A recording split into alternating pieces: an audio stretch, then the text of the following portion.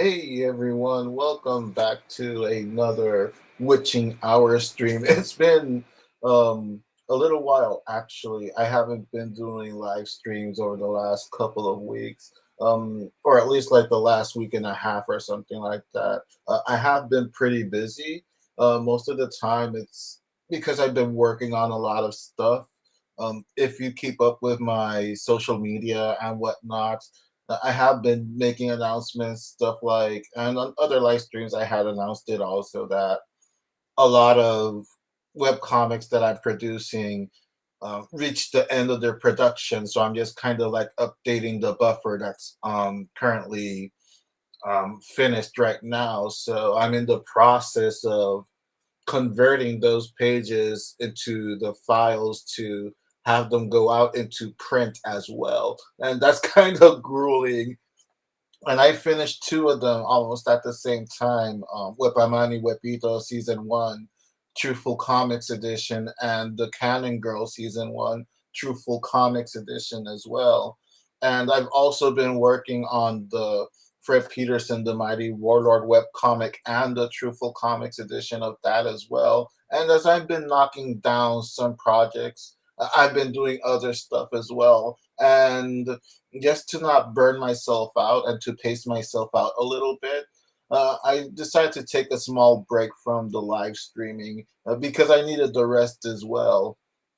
And for the uninitiated, my name is Alvaro Cortez Jr., aka Lance Danger. I am a almost 16-year now veteran of webcomic making. Uh, a little more if you want to count independent comic making as well. And I am here to celebrate. It actually happened at the beginning of January, but the YouTube channel reached 100 subscribers. I've had the YouTube channel as long as I've been making web comics. I've had the channel for about 15 years, also, I guess. Because again, like I've stated before, I had a channel, but I didn't always upload videos, and I didn't really upload videos until a couple of years later that YouTube became a thing.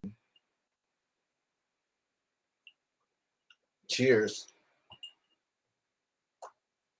So yeah, it's been a long, strange trip, and aside from needing some physical and mental rest as well to not burn myself out creatively, I haven't really talked about it, but I also have a knee injury that I don't even know how I got. Yeah, it's gotten to the point where I don't even know where they're coming from anymore. I'll probably talk about that if I need to talk about it later on, but I needed to rest my knee as well. I am going to start up with the physical therapies on my shoulder again very soon.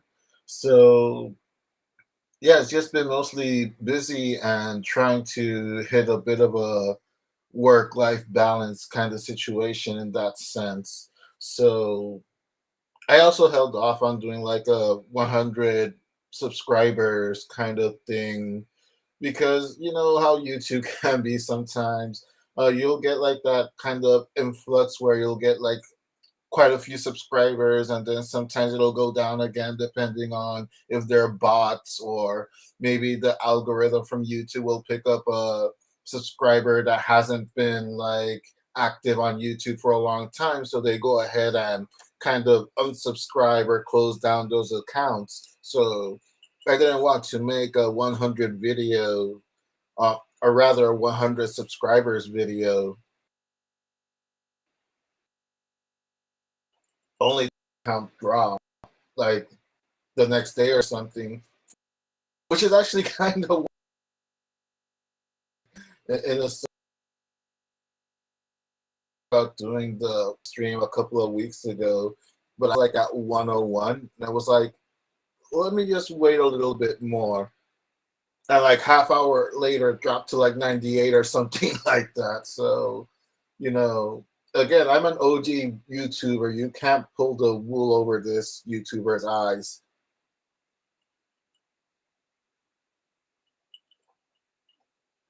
So I hope everyone is having a good 2022 so far. Um, this has been crazy. Just like kind of reminiscing about this whole trajectory here on YouTube. Um, this past couple of months, really, since like maybe towards the end of November, more or less.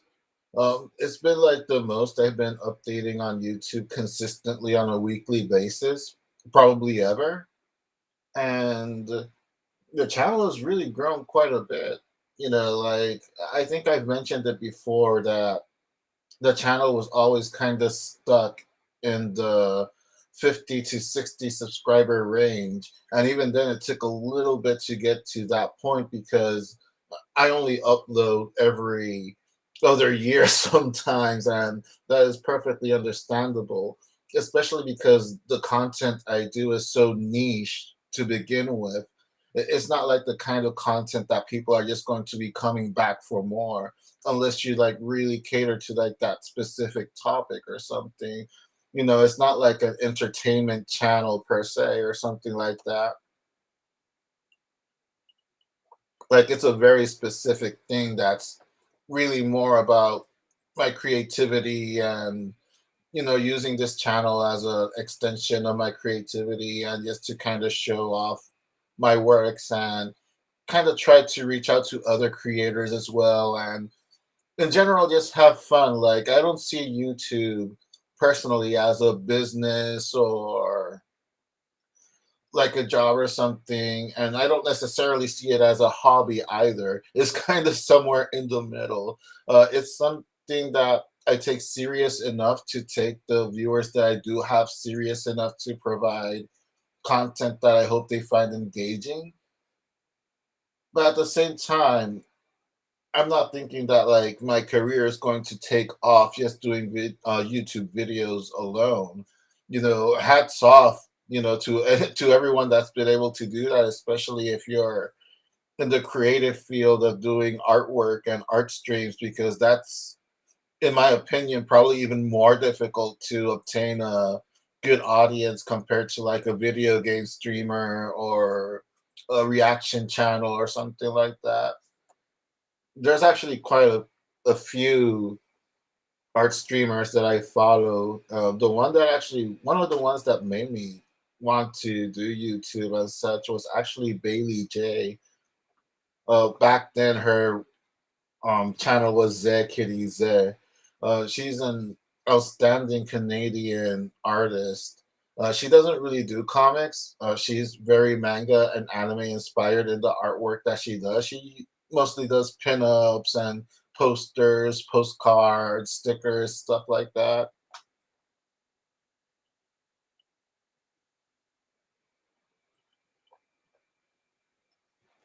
Like I believe I do have her channel promoted on my YouTube channel actually.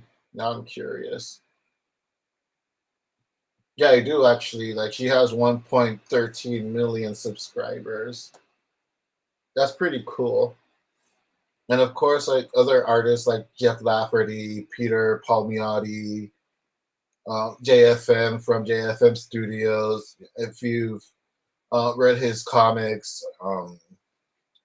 gosh, I can't believe I'm actually blanking out on the name. I like his web comic also. Jeff and Taylor. If you see his Jeff and Taylor comics, they're very cool. Mike Emirates, he hasn't really updated much in a while. He was actually one of the people that really started doing the movement for the 100 days of making comics.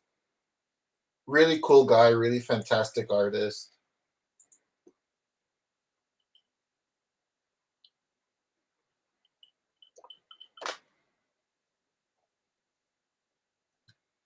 Yeah, just kind of like in the rabbit hole, like checking like what do I even have recommended on my channel.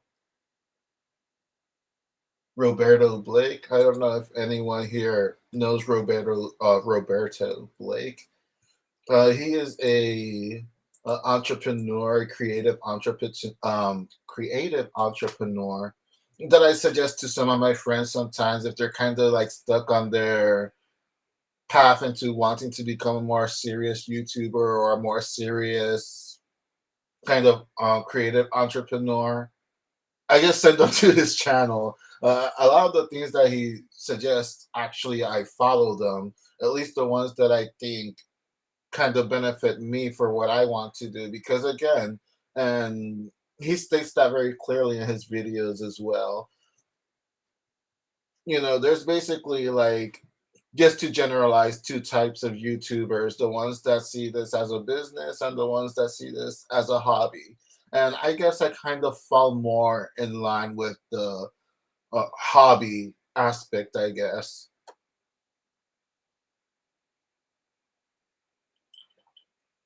But there are colleagues of mine that do want to like get monetization and want to grow a bigger audience, and I just go like, hey, check out Roberto Blake and follow most of his videos and the people that he has on his channel as well being interviewed, or that he suggests, because he does give great advice if you want to take that next step and elevate your channel into like that next level. Like, I'm doing my channel kind of like at the pace that I want to do right now, kind of like I've always had in a way. um it's just crazy to think, like, to get to this point of 100 subscribers, which I know is a drop in the bucket comparatively speaking to other creators and whatnot. But like, for something that I do and something that I don't really even promote much at all, like, that is like a big thing. And I don't know if I've mentioned it on live streams before, but I did start my channel pretty much based on Cinemassacre and Channel Awesome. They were the ones that kind of inspired me to actually go through and making YouTube videos. Of course, at the time, Angry Video Game Nerd, Cinemassacre, like, he was the biggest inspiration. And then, of course, Nostalgia Critic and some of the other Channel Awesome producers, like Nostalgia Critic himself, Phaelus, and Linkara, which of course was the comic book reviewer for Channel Awesome.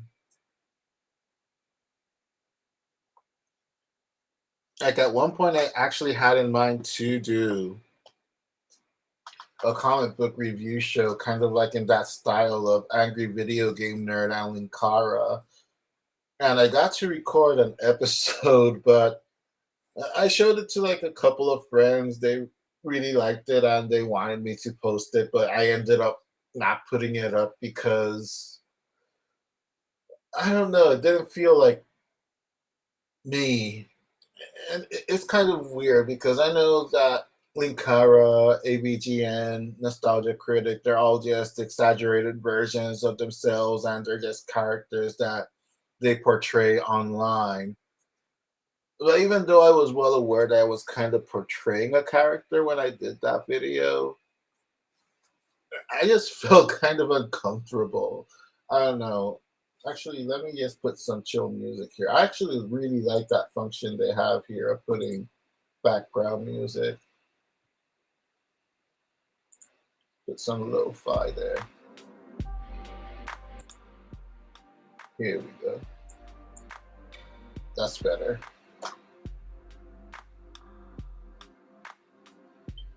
Because this is a chill stream after all, even though it is like me celebrating 100 subs, and eventually I'm going to get to streaming some coloring. I am going to start coloring page 10 of Fred Peterson, The Mighty Warlord, the webcomic, which I posted the black and white page the other day, and it was funny because people that usually don't like my stuff was really liking that page.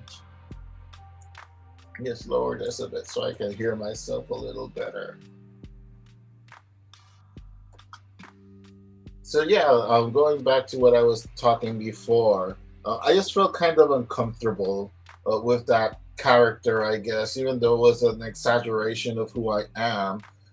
I didn't want to feel like I was doing something just to capitalize on what someone else was already doing.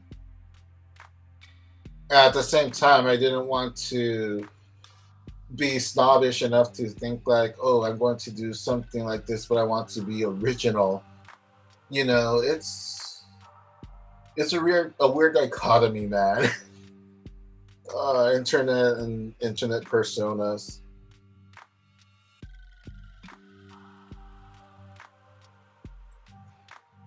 So when I finally did decide to just do videos on my YouTube, it was again mostly to do an extension of my creativity. It's like I started doing um these short trailers for first for my friend. I did like a short trailer of his web comic just to kind of test the waters, kind of to experiment with software and see how my editing skills were also, since it had been a while since I've been doing some editing and whatnot.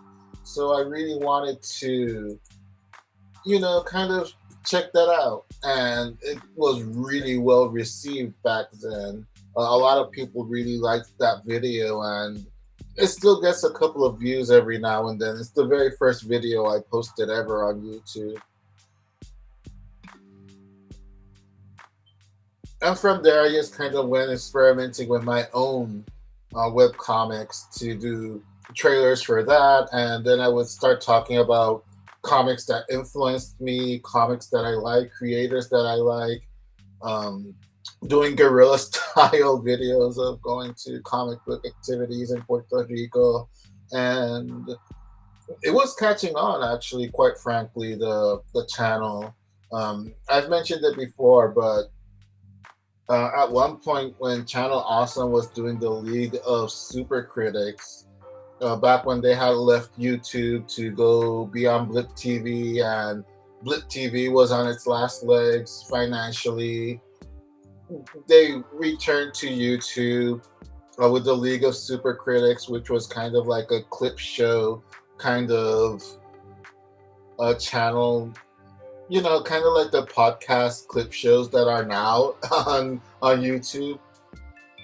Excuse me, where they just kind of like show clips of their reviews and leave links to where to find the whole video and whatnot.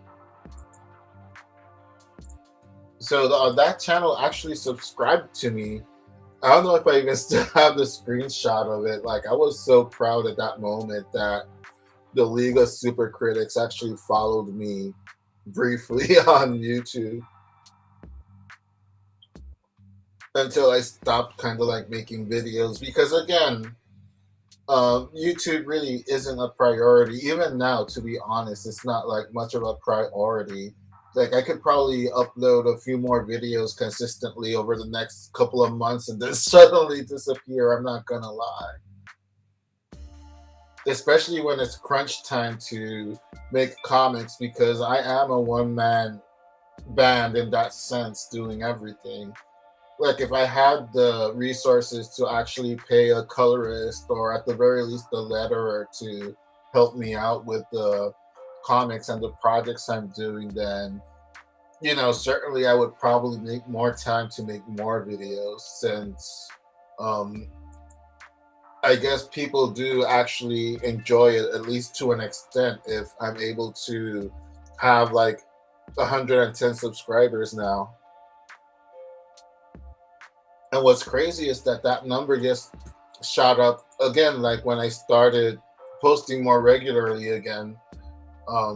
It went from like that 50, 60 kind of bubble to like now I'm getting like at least one subscriber every week. I know that kind of like sounds like, well, the more you post, the more people watch. Who knew? I'm aware of that. Believe me, I am.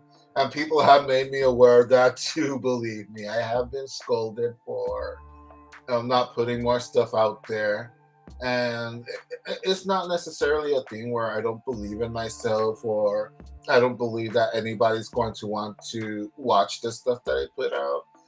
It's more of again, not doing too much at the same time to burn myself out, since I'm doing a lot of stuff as it is, because That's why I even had to stop doing the 100 days of making comics videos at one point, because it just I just started to put too much pressure on myself and too much of a workload on myself to do all this content as well. Because not only am I writing, storyboarding, doing the artwork, and when I say artwork, I mean pencils, inks, and coloring, lettering, editing, and doing all that stuff. The business aspect of doing your own comic. I'm also recording, editing all these videos as well. So it does become overwhelming because it's just a little too much to do when it's just yourself. So that's why, like, sometimes I do have to, like, either have to take a break from doing the comics or take a small break from doing the YouTube. Because if I don't, then I'm just going to end up burning myself out and end up doing none for a period of time, which has happened before as well. So I have to take care of that aspect as well and be self aware that if it starts to seem it's a little overwhelming, that I have to, like, pump the brakes a little bit, so that even if the content comes out trickling, I prefer for the content now to come out trickling rather than not come out at all. Um, like Warlord is an example of that as well. I've been updating for the past couple of weeks, like I think 3 weeks in a row now, and ever since I decided to just, like, take my time and update once a week while I catch up with everything else, just so that I don't overwhelm myself. The artwork has been the best it's been in years on the webcomic, and it's just been so much fun. Again, like, that's like the litmus bar to me. Like, as long as I'm having fun, it's all good. Even if I'm stressed out because something didn't happen one way or the other, or there's, like, too much work to be done, as long as I'm still having fun, that's good. But the moment I start feeling kind of cranky and start feeling not necessarily down on myself, but just kind of just in a foul mood or whatever, that's when I'm like, okay, I need to take a break because I don't want this to, like, affect me, like, outside of doing this thing. It's kind of like that mentality of leaving work at work and not bringing it home, in that sense. So I have to really, really be careful with that.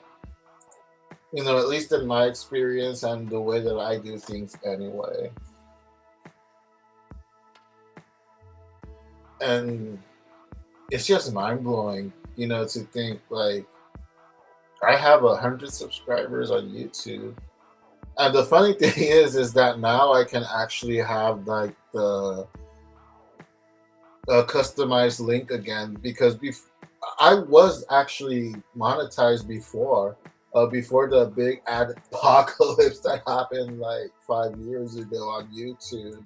I actually was monetized and I had all the perks and whatever of a YouTube partnership program and whatnot, until they changed the whole system to 1,000 subscribers and how many hours it is, 20,000 hours. I don't even remember anymore for watch time. 4,000 hours of watch time, to be able to get into the partnership again and whatnot.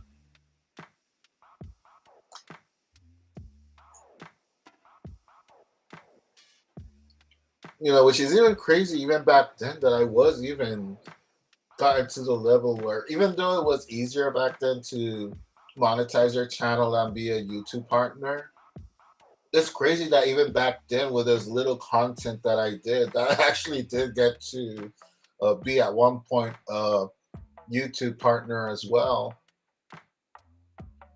Who knows? Maybe if I keep up this pace by the end of this year, I'll be like a diamond plaque YouTuber or whatever.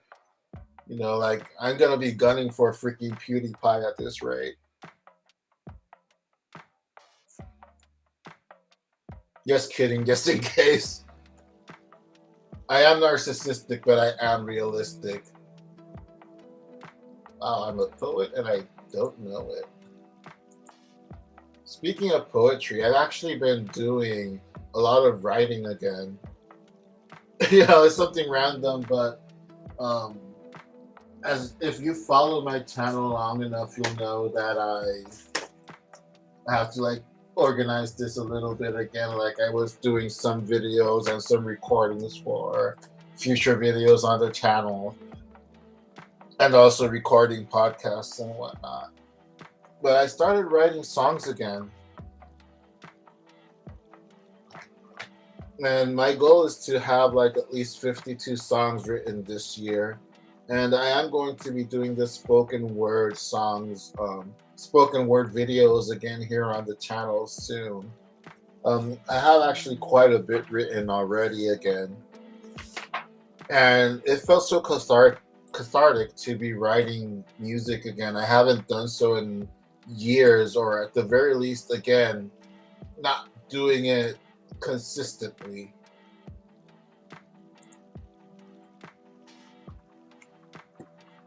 Sorry if I go quiet all of a sudden sometimes, it's because sometimes I'm looking at the notifications from the live chat, because sometimes I don't get all the comments or notifications through the actual restream.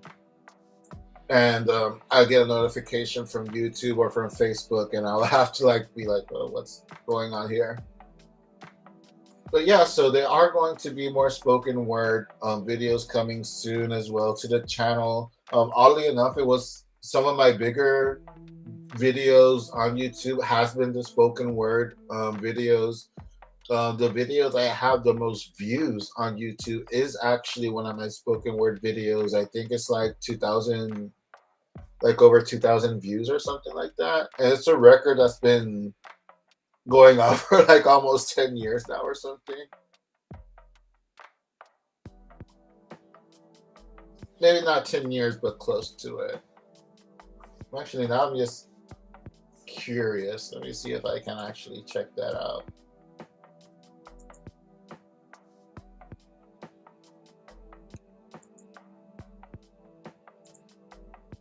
Videos sort by most popular.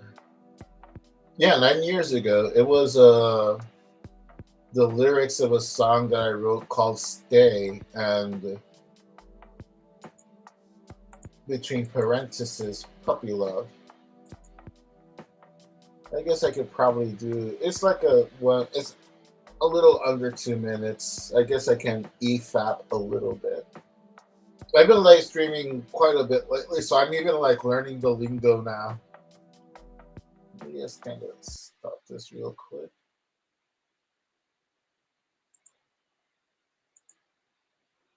It's like one of the silliest songs I've ever written too.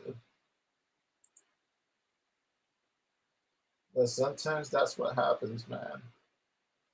It's the least expected thing that kind of strikes a chord.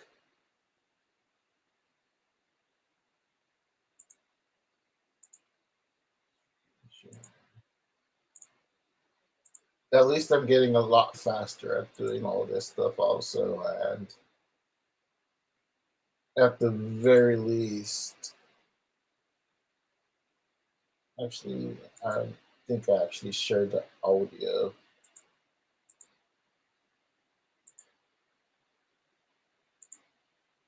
Share audio.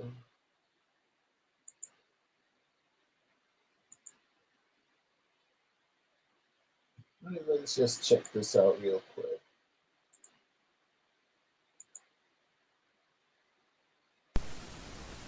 I wrote this song in the year 2003, and it is called Stay, Puppy Love Song. Hey, wait a second. I don't think I got your name. I know you might as well think this is lame, but ever since I saw you, nothing's been the same. What if I know you? What if you do? What if you minded? Oh no, I think I have a crush on you. Bring down the moon for you. Write your name in stars. Share dinner with you, candles and all. I'd wear my pajamas in case you want me to stay. What if you knew my name? What if I knew your number? What if you knew mine? Hey, wait, I think I like you. Throw my flannel shirt on the mud so you won't get dirty. Carve a heart on a tree with our initials. Open every door. Take out every seat for you. Share my cherry coke with you with 2 straws. What if you don't like me? What if I don't like you? What if we hate each other? Damn it, I think I'm in love. Bring down the moon for you. Write your name in stars. Share dinner with you, candles and all.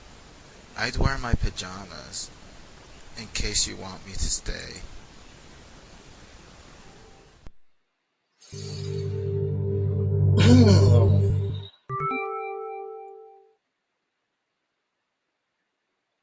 That is so cringe.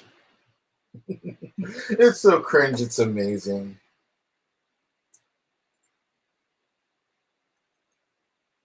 Or it should be beautiful, beautiful cringe.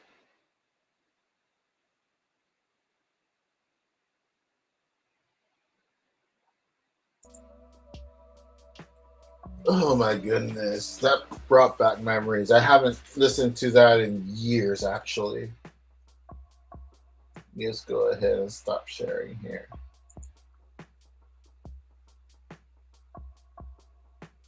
100 subscribers. That means I can actually live stream from my phone too if I wanted to. If I wanted to like live stream directly from YouTube from my phone or my tablet. It's nice to have that option, I guess. And it's nice to have the custom URL also because before I used to have, of course, youtube.com/c/Lance Danger. Then it was replaced with like the default URL with like the channel ID and whatnot. Thankfully, no one else actually caught that custom URL, and it was still available when I was able to actually get it back.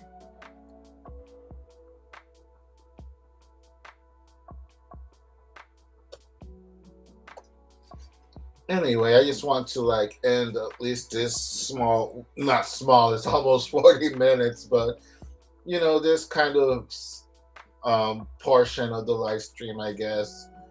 Again, thank you all so much for 100 subscribers on YouTube. Next video is going to be face reveal. It's going to be the apology video. It's going to be the goodbye video. And it's going to be the comeback video all in one.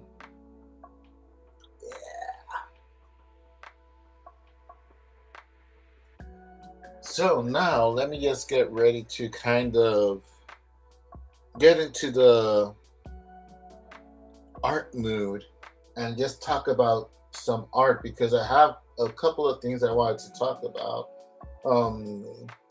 In case you haven't seen it before, I haven't mentioned it before, I wear an art sleeve. I'm not really an art sleeve, it's a sports sleeve on my right arm to kind of help with the pressure of the injury that I had. It was a small torn ligament that connects the bicep to my shoulder.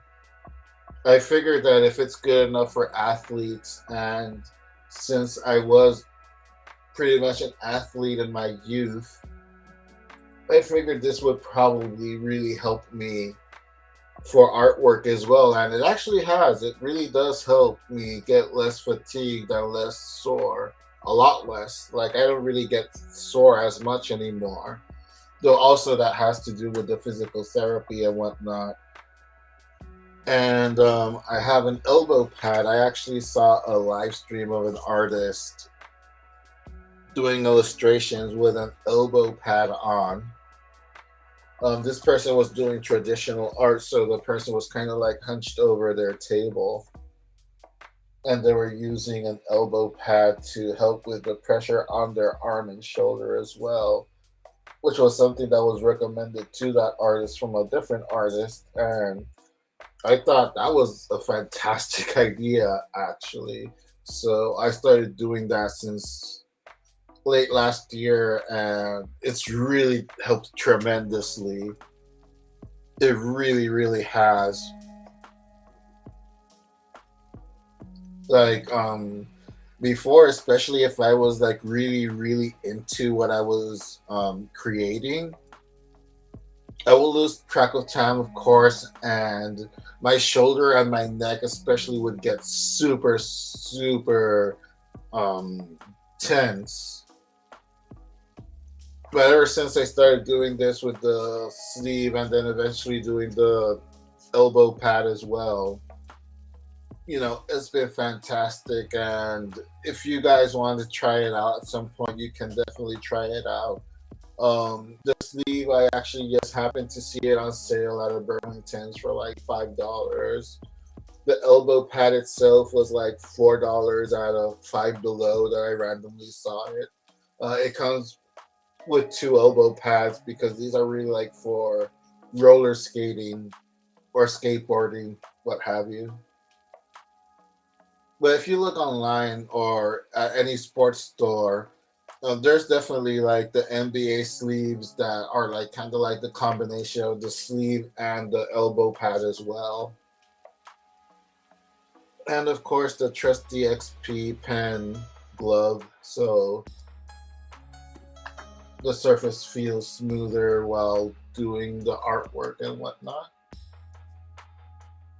Actually, I'm just going to go out real quick. I'm going to grab a little bit more ice for my drink, and I'll be right back.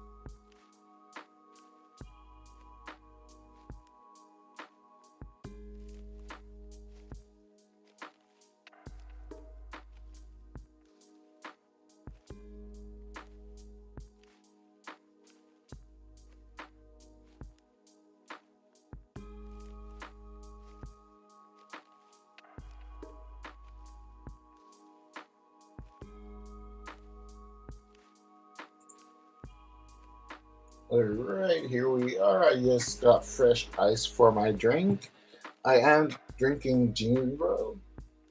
It is a Japanese alcohol beverage. I don't drink alcohol too much, mostly on special occasions or if I want to like talk heavy subjects on my live stream. Because sometimes I'm not gonna lie, I need the alcohol to be able to take the edge off or to control myself better when if I have to like talk some stuff that I need to get off my chest on live stream or something. So I'm just going to bring up Clip Studio Art or Clip Studio Paint. I always get that confused.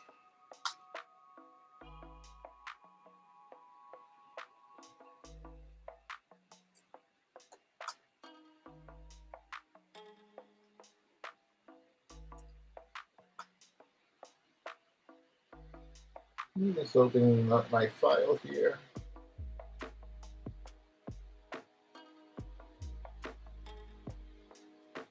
Right, it is now open, so let me just go ahead and start sharing the screen from tab.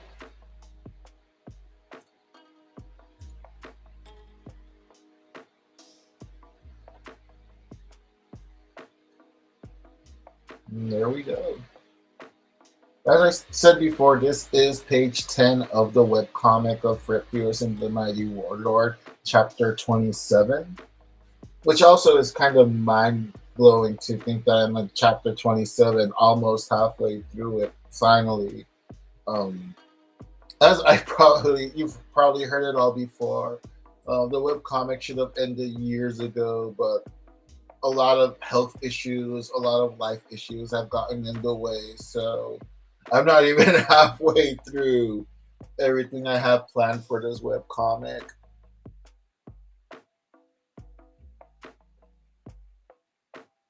But I haven't given up, which is the most important thing. I've been able to kind of stay in it, you know.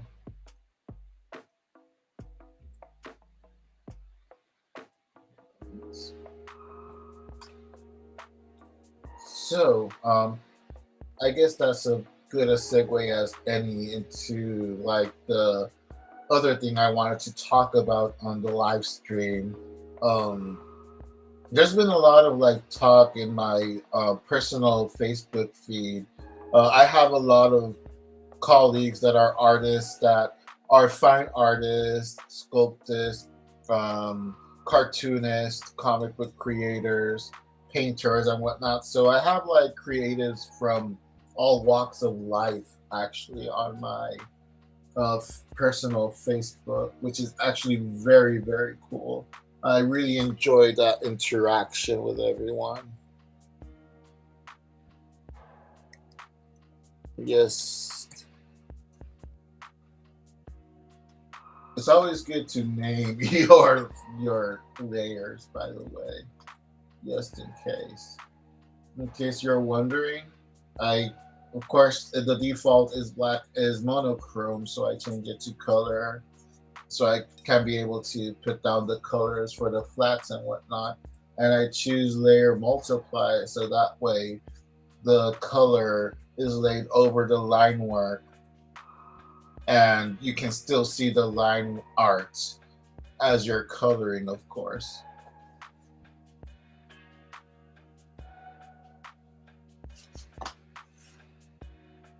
But yeah, I have quite a few colleagues that were up in arms over a specific online artist. And this person tends to make artwork. Um,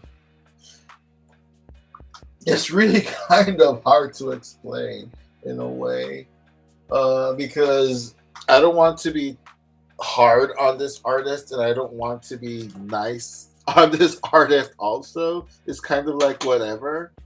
I don't follow this artist. This artist's product really isn't my cup of tea, to be honest.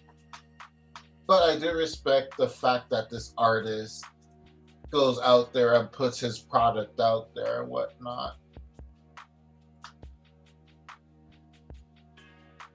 And one of those kind of artists that they kind of make these portraits and this artwork Mostly when like people pass away and such, which is very very weird.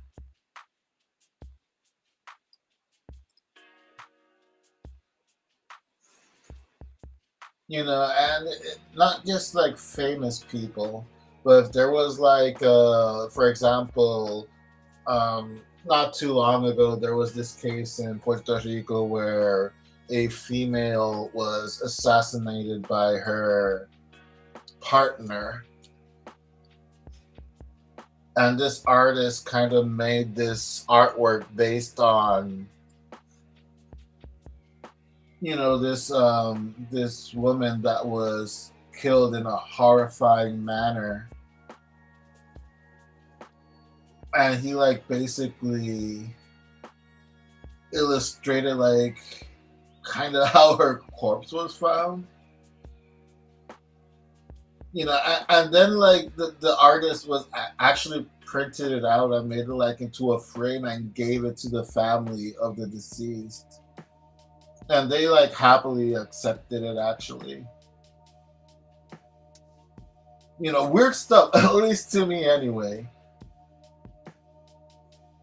And a lot of people kind of find it tasteless, distasteful, that this person is only just taking advantage of other people's pain to kind of make a name for themselves in the artistic scene. And they call this artist a hack and whatnot. And the funny thing is that this artist really, um, I don't know, man. This artist isn't that bad, you know, artistic wise. He really isn't. Like, there's like claims that he's very repetitive in his artwork and whatnot, and yeah, to an extent, I guess I agree, but at the same time, this is an artist like talking about niches earlier. This is an artist that found his niche, and he is milking it for all it's worth. And if you're an artist that's able to do that, more power to you, I guess. You're not really like harming anyone by doing that. Whether the content is being considered as problematic or controversial or whatever. And again, if the family of the people that he illustrate that have passed on, if they don't have a problem with it and they actually, accept that art for what it is, then, just let the guy be. But I've been seeing a lot of people being angry, a lot of colleagues at this guy. And from what I've observed from their discussion and from their points of view, it all boils down to one thing. How can this guy have so many Instagram followers and Facebook followers, and I work my ass off and I don't have nearly as many followers as this guy or the recognition in the mainstream, because the guy has gotten like some mainstream recognition in Puerto Rico for the stuff he's done.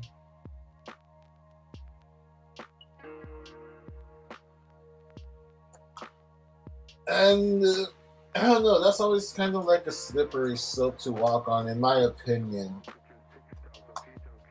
Because I made a Facebook post not too long ago thinking about, yes, that as well.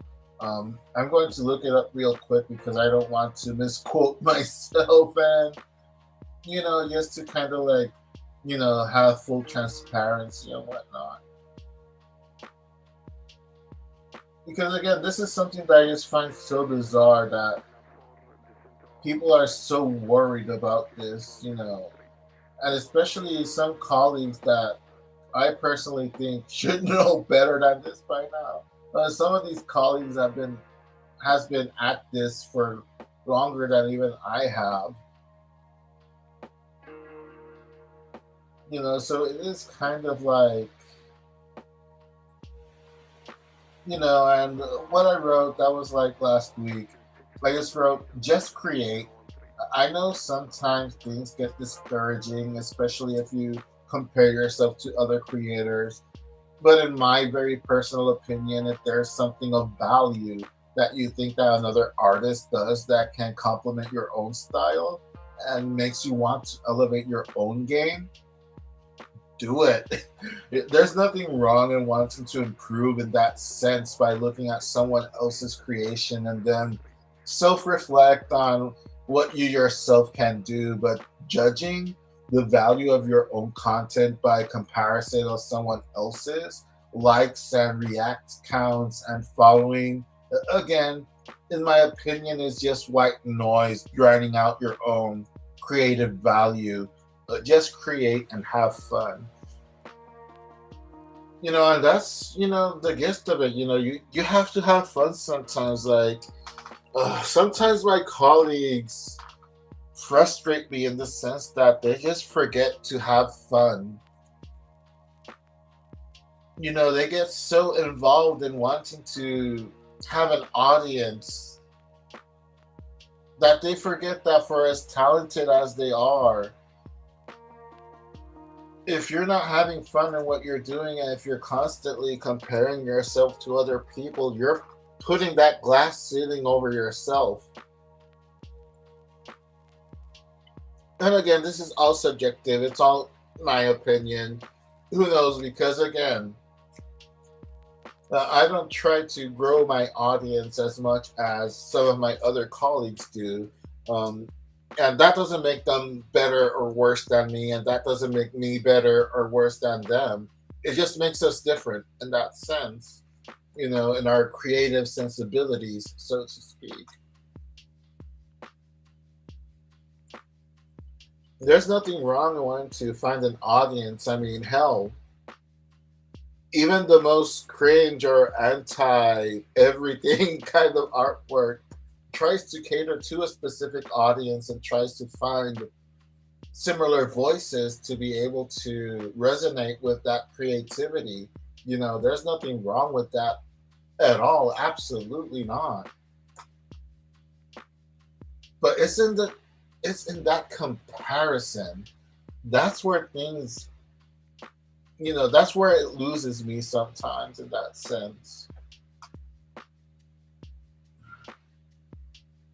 Yeah, because I mean, you can, and I know it's kind of ironic because I'm expending energy talking about this, but at the same time, it's like you expend so much energy on that kind of negativity when you could have focused your energy on building your audience through your creativity. You know what I mean? And that's not to say that other artists are above criticism and that other artists shouldn't receive criticism and whatnot. Have at it, definitely. But don't compare yourself, especially if you're catering to different niches and audience. Like, there's this one colleague in particular, which is what kind of made me want to talk about this in the first place. This colleague does their own comic and whatnot, independent comic. And this person was kind of talking about the situation with this artist that I've been talking about that does all these portraits of people that were assassinated, domestic violence, and whatnot. And just does art to kind of provoke a reaction. And this colleague of mine, this person, was lamenting the fact um, that this person probably doesn't have like an artistic friend to show this person the way and how to do art in a meaningful fashion and how to do artwork the right way. And that kind of rubbed me the wrong way, especially coming from this colleague. In my very personal opinion, controversies aside, if this person's artwork has provoked a reaction, especially in the artistic community, to this level where there's like absolute vitriol directed at this artist who really doesn't take shots at anyone. If anything, the guy just kind of tongue in cheeks defends himself from other artists. He's doing something right. Art should provoke reactions. So that artist is actually doing what he's out to do. He's provoking a reaction with his artwork. And if you feel like your own artwork isn't provoking the reactions that you wish it would, then maybe it's time to kind of self-reflect and think about what you want to do with your art to perhaps convey the message a little clearer that you want to convey with your work. Because I'm sorry, and I hate to be blunt, and anyone that knows me personally knows that even though I'm very chill, just as I'm chill, I'm super honest and super blunt at times. A lot of this stuff that I see is projection to an extent. Because again, like I'm listening to this colleague talk about this guy and about how the person is just a sellout because the person is not making meaningful art. They're just doing cringe art just for the sake of doing cringe art and to get attention. And then meanwhile, this colleague laments the fact that their personal project is not at the same level of a well-known anime and manga because their own story is better than that anime and manga that has done millions of dollars. And that's where it kind of clicked to me, like, it doesn't bother you the controversy of this artist. It bothers you the reach that this artist has.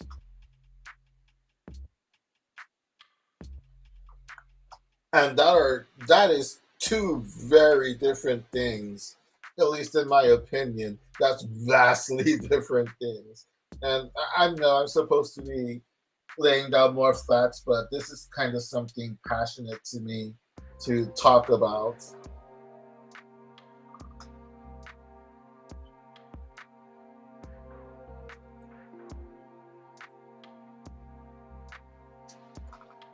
Like we live, to to sound cliched and whatnot, we live in a society, but we live in a society of instant gratification over the last few years.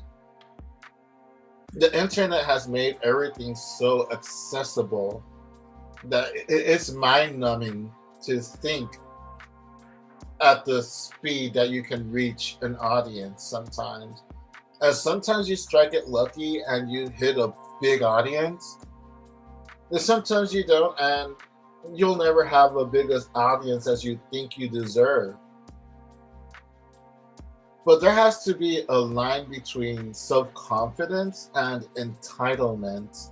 And again, this is something very, very personal, a very, very personal thought.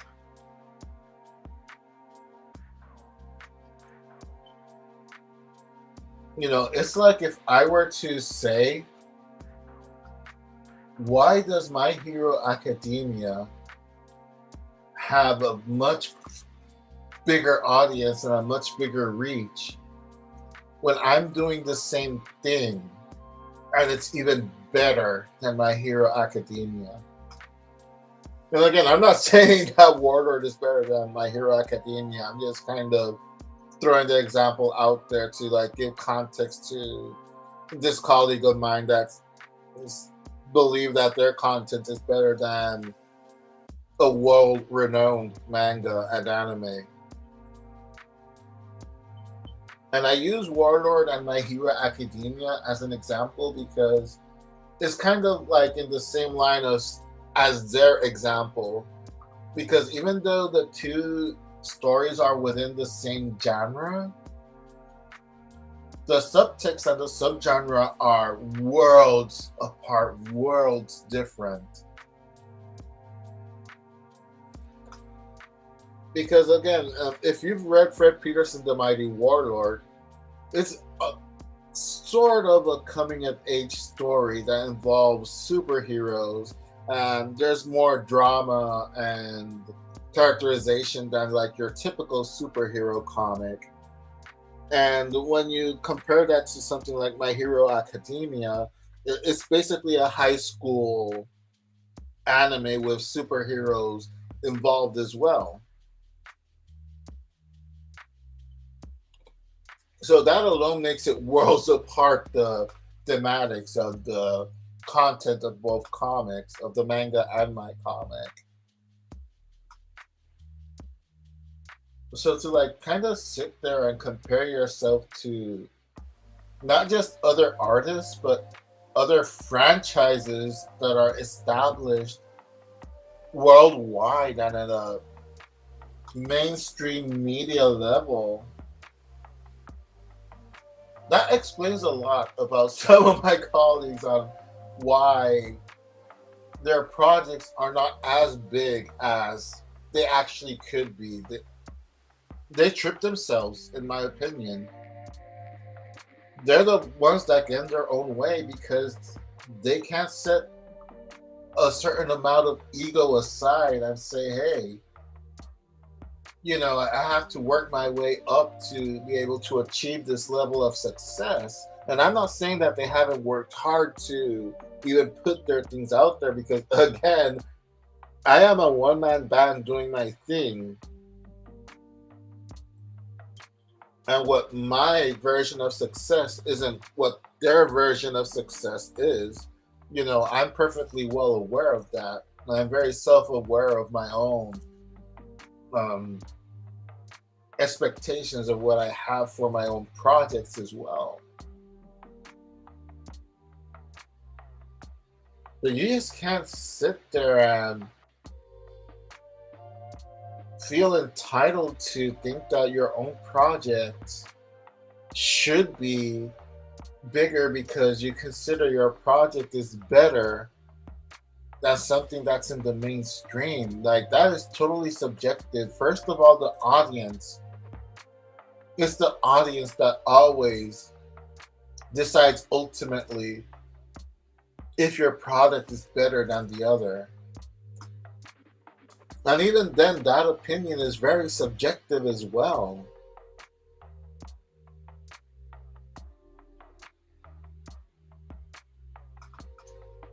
You're just going to end up frustrating yourself, and you're just going to sell yourself short.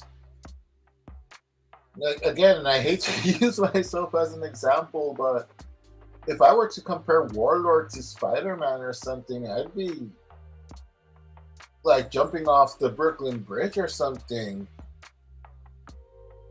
with no one to save me or try to save me. And if they did, my neck would snap like Gwen Stacy. I'm sorry, I went a little dark there. But I hope you get what I mean. Like, if I were to compare the level of success that Warlord has had in comparison to something like, again, like the closest thing I can think of in anime is My Hero Academia or even Spider Man. It's like, I don't know. Sometimes I think the internet was a mistake. I really do.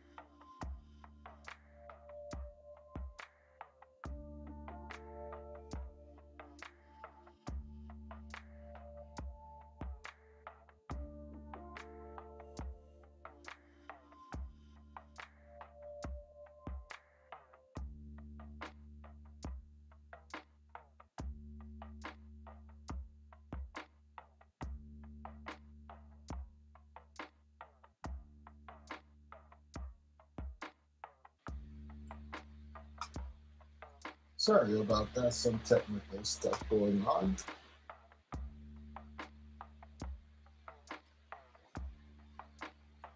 But anyway, as I was saying, like it's that comparison sometimes that just kills that creativity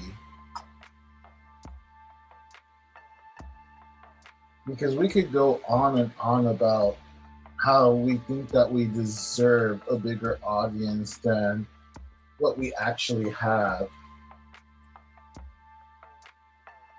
Does that mean that you have to like always be like content with what you have? It depends. If you're content with just having like a handful of followers, a handful of readers, or a handful of fans or whatnot, again, it depends on your speed.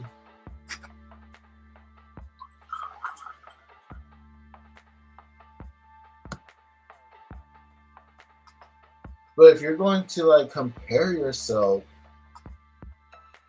unless it's to grow as an artist yourself or grow creatively or like see something that you might do better yourself to improve your own creativity, like there's nothing wrong in like checking out what someone else is doing and being like, huh, there's something that maybe I can do myself and improve upon my craft. But to just kind of like judge your own content by the success or the failure of someone else's creations, I don't know, man. The internet was a mistake sometimes, I swear. Just create. And if there's something that you see that isn't your cup of tea, but that for some reason it brings happiness to other people or that other people enjoy it, let people enjoy it unless it's something that's harming them physically or emotionally. Who are you to say what's real art? I would never dare go to another artist and tell them, what you do isn't real art. Excuse me, real art. Because the level of arrogance, and I'm sorry to like say that, and again, like if I have the chance to like talk with this colleague, I'm more than likely I'm going to like say it to their face as well. The level of arrogance is just astounding to say that. It's almost like if you caught my live stream from a few months ago, um, when Javier Pulido, I believe his name was, I'm sorry, I've been blanking on names lately. When he was doing Ninjak, and a lot of people were kind of dumping on the artwork and being overly critical of it, to the point where there were some people saying that he didn't deserve to be doing comics at all. Like, how dare you tell somebody that what they're doing isn't art? As like I said, and I hate to call out friends like this and colleagues, but if your own art isn't evoking the emotional response that you wish it did, and this other artist's artwork is provoking a lot of attention and a lot of emotions, then again, maybe you have to like sit down and reflect on what you're doing with your own artwork and what you're doing to convey that message clearly. Because if it's not working to the extent you wish it did, then maybe again you just have to analyze what you're doing yourself instead of like telling other artists what they're doing wrong.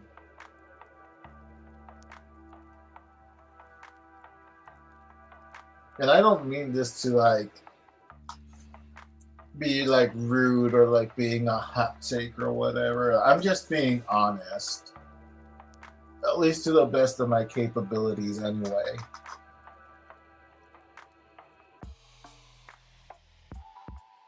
And again, it's not like I'm going to be sitting here and be like, well, no one's going to listen to this. It's not like I have a million subscribers, you know, even though my content is better than most people, just create. Sometimes you just have to shut up and create. And even if you don't reach that level that you think you deserve, at the very least, you're going to be reaching a level that not everyone can say that they've reached, because there's so many people that for one reason or another just gives up. That for one reason or another, they don't follow through on their dreams. And that's what kind of like racks my brain a little bit. Like, some of my colleagues actually do live off of doing artwork. So it's not like they're starving artists or something like that. Like, they're in a position where, even though they're not probably as big as some of the artists that they admire or something, they're better off than many people that don't even put their artwork out there at all.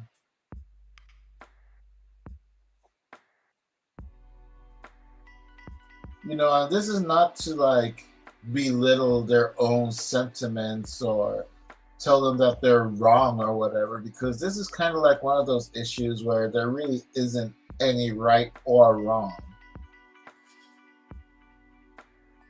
And like I've been saying from the beginning, this is really just my own very personal opinion.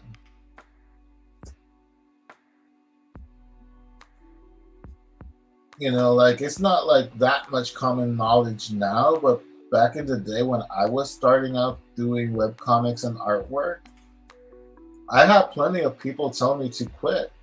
Straight up, like other artists that would be telling me like, to give up on what I was doing because I wasn't good enough.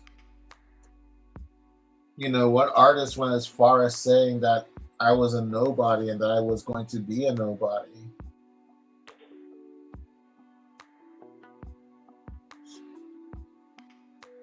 And the funny thing is that these are the same people that want support, but they never seem to give support or give back to the community, to the artistic community anyway.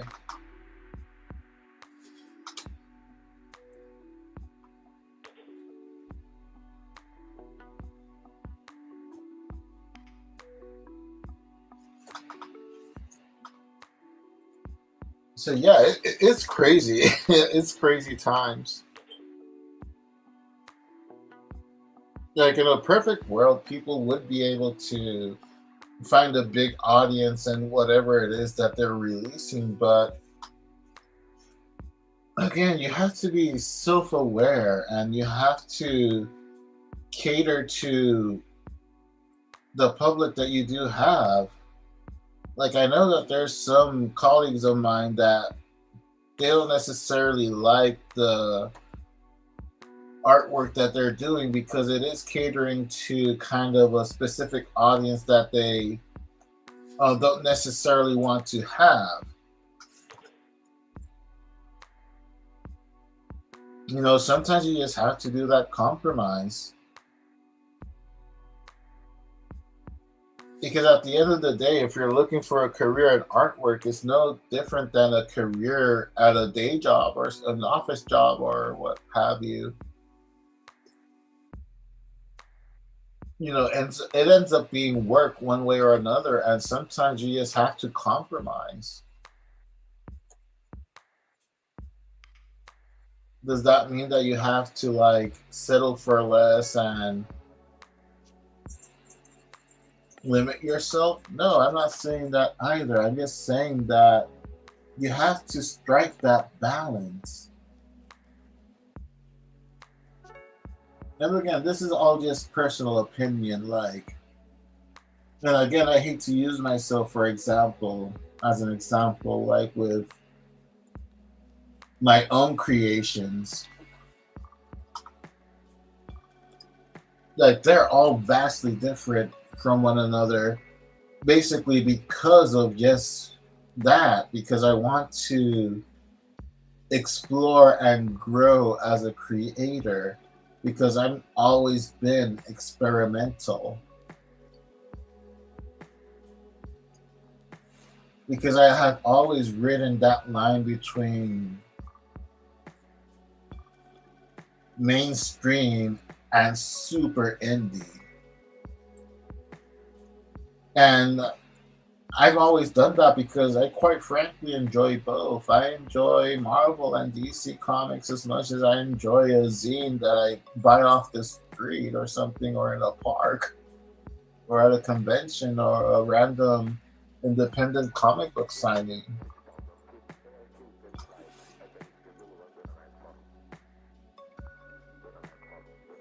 It's interesting to like see that kind of difference, because Fred Pearson, out of my creations, Fred Pearson, the Mighty Warlord, is probably the most the closest thing to a commercial comic that I have, in the extension that it's a superhero comic.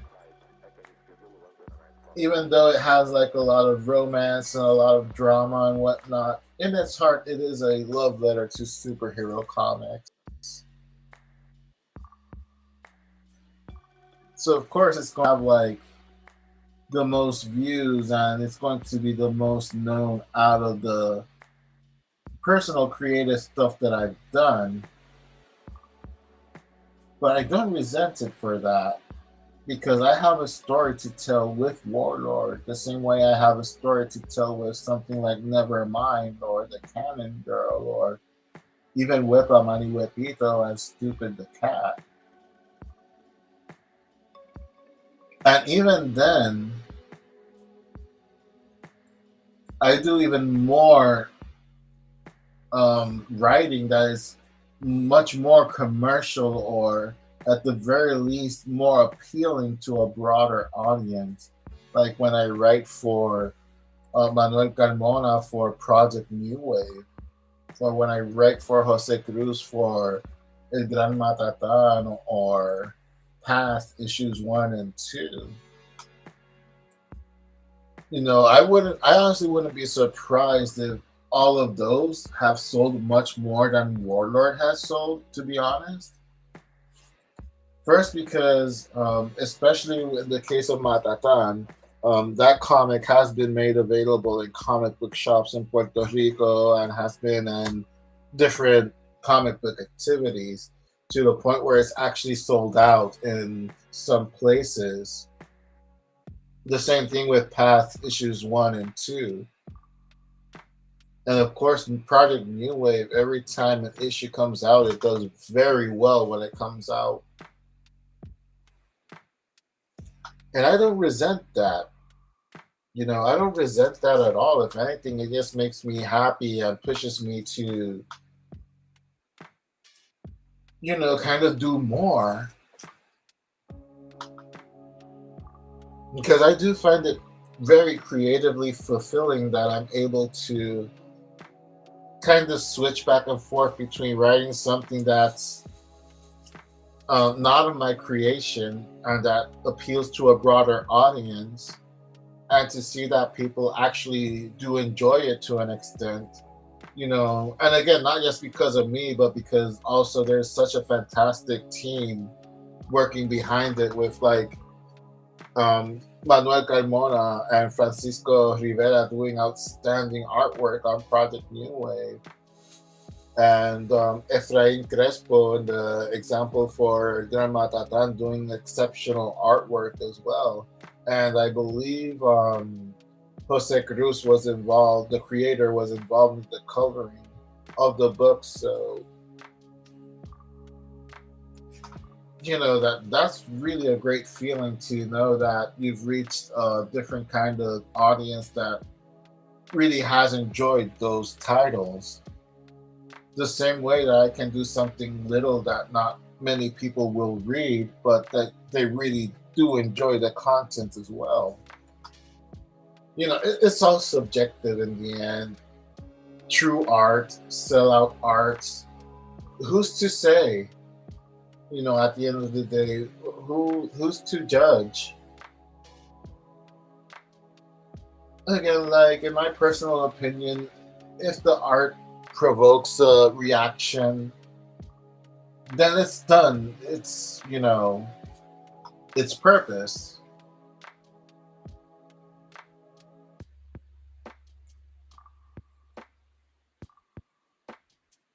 Or I just maybe, or maybe I'm just full of bullshit. I don't know. You guys tell me if you see this on the replay or whatever.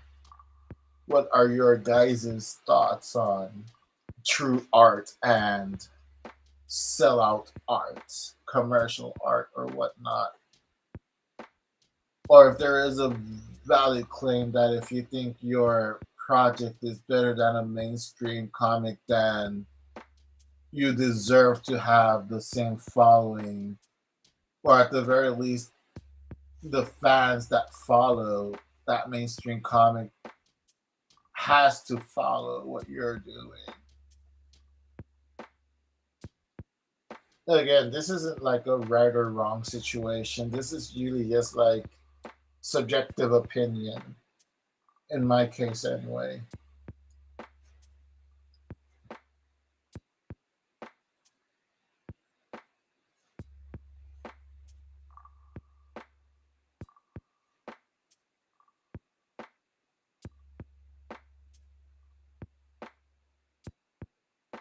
Yeah, I'm just kind of getting more and more into into the doing the flats if I suddenly go quiet.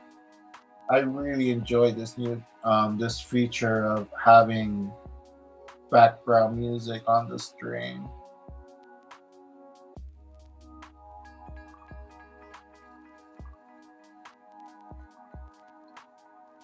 Probably going to have to try and stream a little more often. I don't know. It all depends, I guess. And depends on what I have to say too, because I think I mentioned it at the beginning of the stream or whatnot, or at least I thought about mentioning it. Like, I usually like to live stream when I have something to say, other than just, you know, be on there randomly and rant and whatnot. I do want to be able to have somewhat of a conversation, even if it's with myself.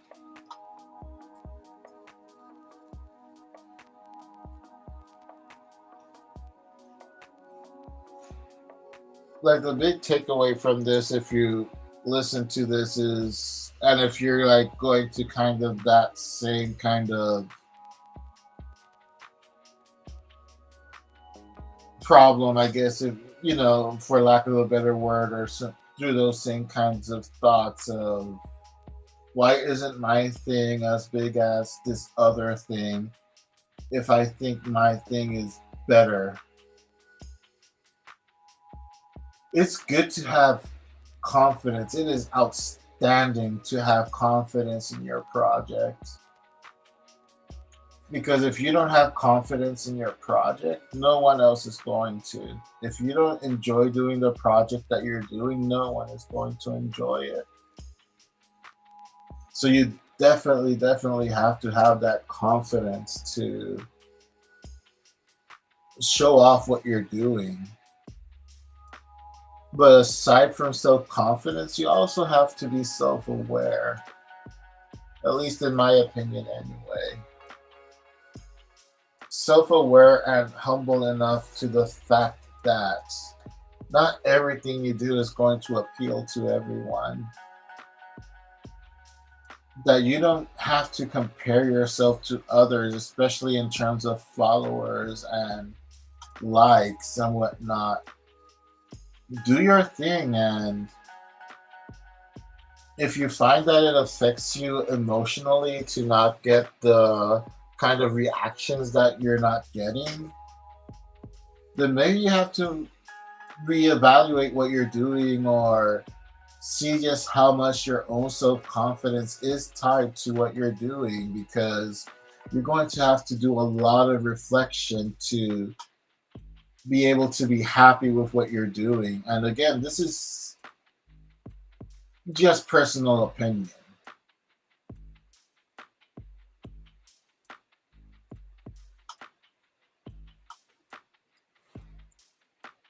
And I'm not saying this like I'm perfect, also, because especially when I was younger, also, like sometimes I would like think to myself, like, geez, like, especially back then when I had a much more commercial kind of arts, quote unquote. Like I would kind of believe the hype of some of my friends and saying that I was probably going to be the next big thing or something. And that's another thing also, like now that I think about it, like because this person also mentioned that that artist that does all that controversial artwork and whatnot maybe needs an actual artist friend to kind of guide them into the correct way of doing art.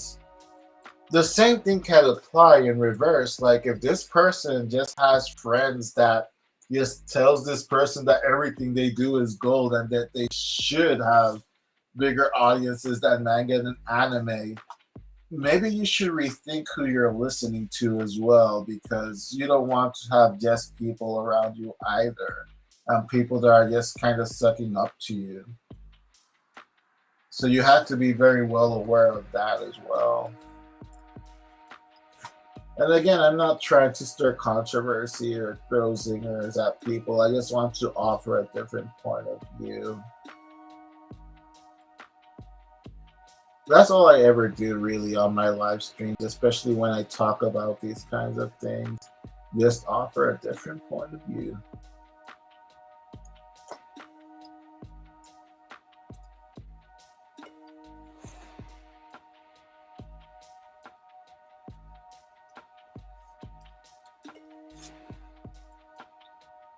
But that's pretty much what life is consistent. That's pretty much what life consists of, really. People of all walks of life and all thoughts of life.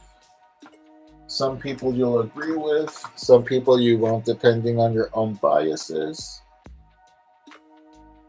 But as long as you keep your mind open enough to kind of recognize the differences and the subtleties of everything, you'll be all right. But actually, give me one brief moment. I'm just going to freshen up my drink real quick.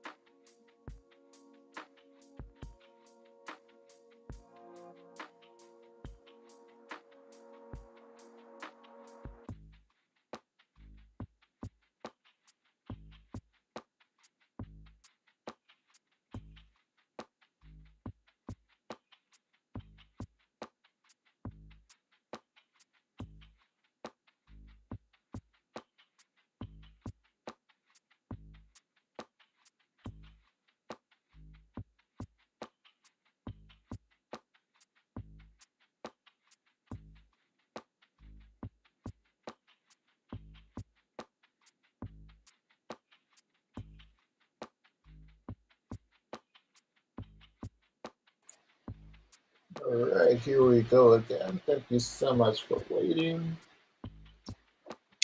Just freshening up my drink a little bit. And just in case, like, if sometimes, like, I've probably done it in other videos as well when I talk about the mainstream media. I always use kind of like quotation marks. There is a reason for that. For those that don't know, I did go to Kingsborough Community College where I majored in fine arts. I got my associates there, honor student. And one of the classes that I took was actually a media class because I wanted to kind of complement my artwork. And since I was, yes, when I was going to Kingsborough, that's when I kind of started to do the whole 100 Days of Making Comics videos. And even though I had a pretty good understanding of media and whatnot from before in school in Puerto Rico, I took the media class in Kingsborough Community College to kind of complement what I was doing on YouTube and whatnot. And one of the things I learned about media in that media class is that there really is no such thing as mainstream media. It's one of the big myths of media, and I'll probably do a dedicated video about that or another live stream about that, for another time.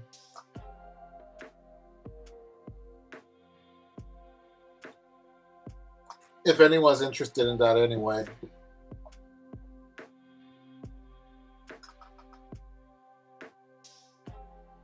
Alright, so I think I kind of said my piece in that in what I talked about. Like, it probably would have helped if I showed artwork as well from that other artist that I was talking about that kind of like triggered this whole thing. But to be honest, I don't know how much I can show of that art. Like,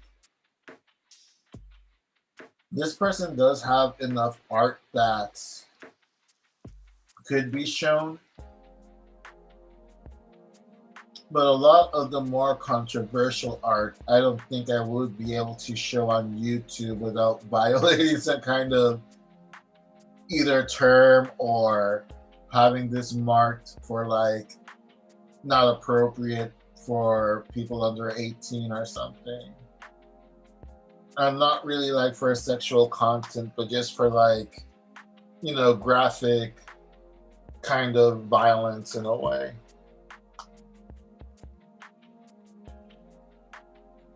So sorry for that. Like, I know that it would have helped a lot more to give proper context in that sense.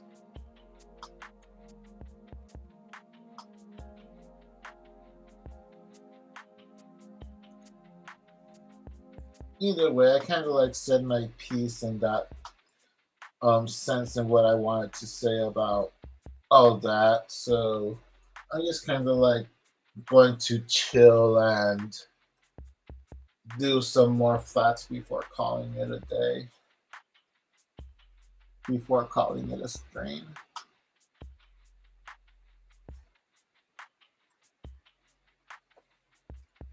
Like, these are the kind of streams that I kind of wish I would have done it during the daytime or something, just to like maybe get some conversation going in terms of mainstream versus real art and kind of get more people's point of view on it.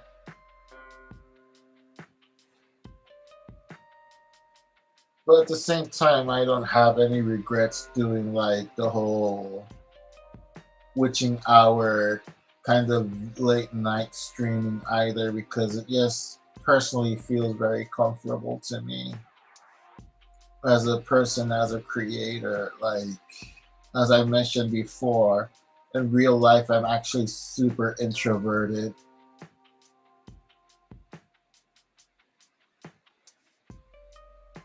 So I'm not like this chatty in real life.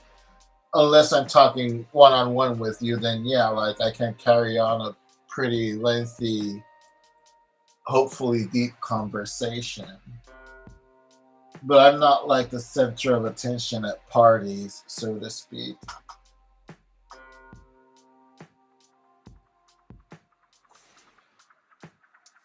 But this kind of stream of consciousness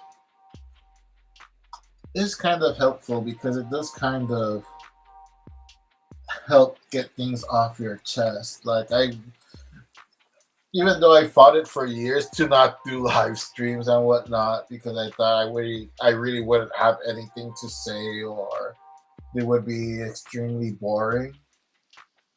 I can see the appeal to doing live streams now, to be honest, now that I've done quite a few.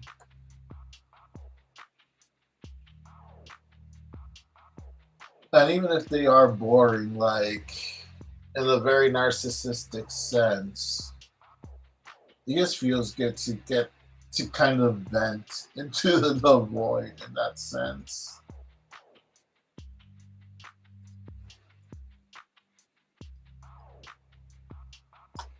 You can always save as you progress because I have had so many accidents happen.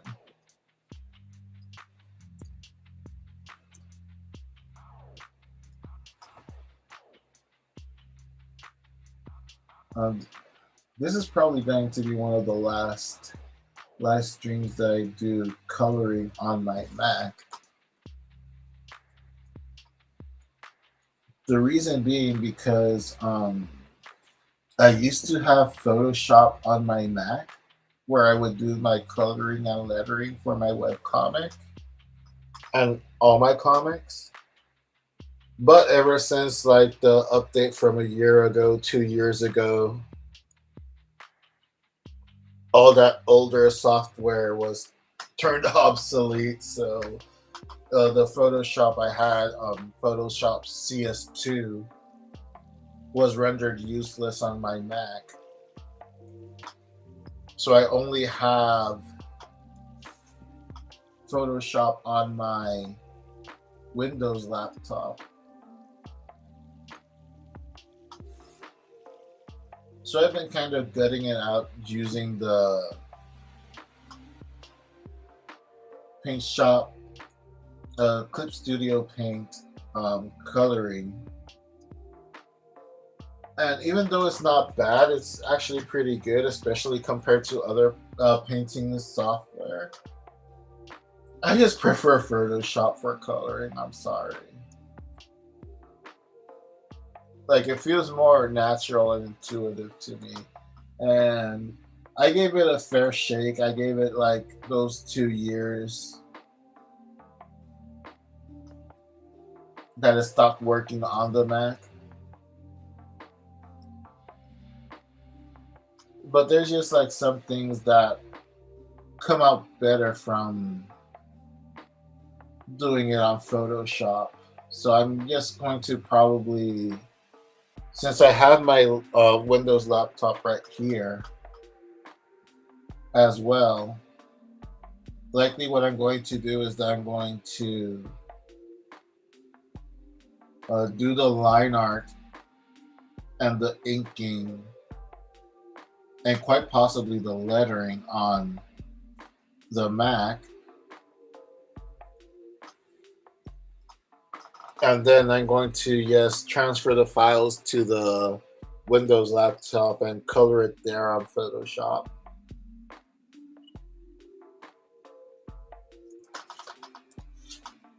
Like, yeah, that would add like one extra layer of process into doing these things, but you know, you do what you can to like be like the most comfortable in doing your projects.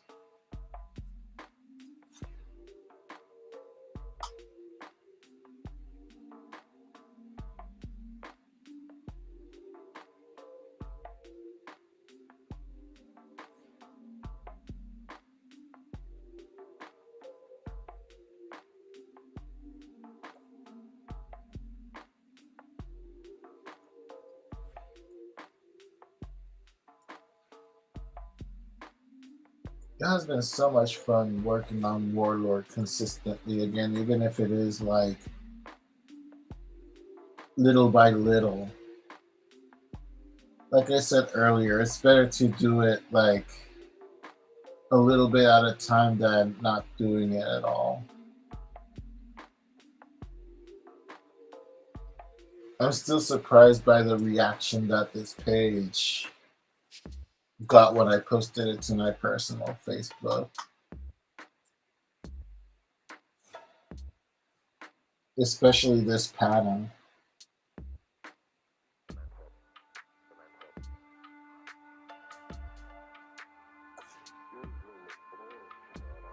At least I don't sound. I hope I don't sound as cringy as I did in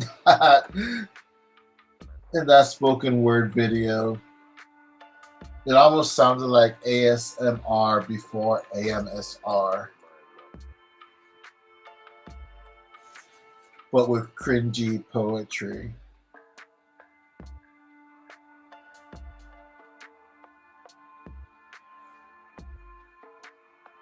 But again, cringe or not, as long as you're comfortable putting your stuff out there and you grow from all that creative experiences that you go through, it's all good.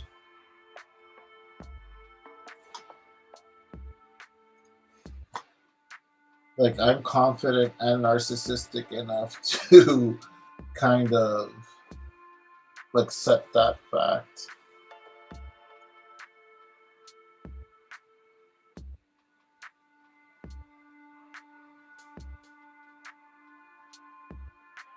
And again, even if it is cringe to me, that spoken word video, I, to some extent, it resonated to someone if that's my most viewed video of all time. So you can always find the good and the value in things, even if you think they are cringe.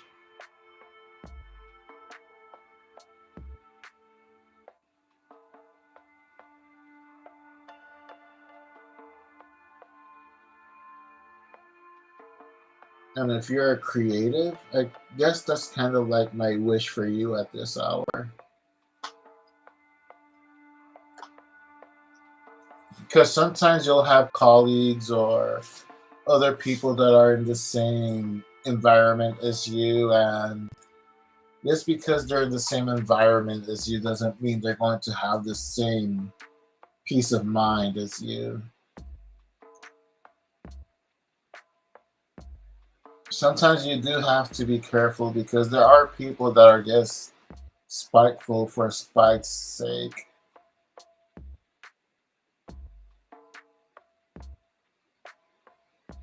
And there will be people comparing themselves to you as well, especially if especially if you achieve some level of success.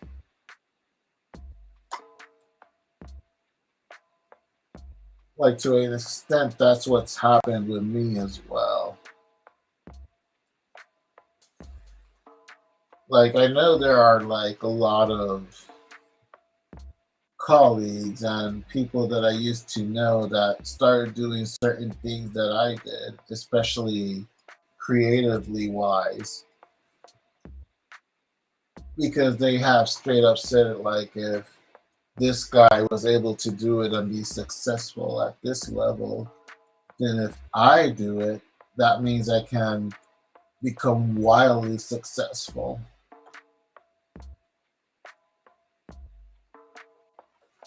You're going to find people of all walks of life and all shapes and forms, and people that say that are your friends and really aren't, and people that don't have to say that they're your friends, you just know through their actions. Sometimes you just have to be kind of careful and recognizing the two.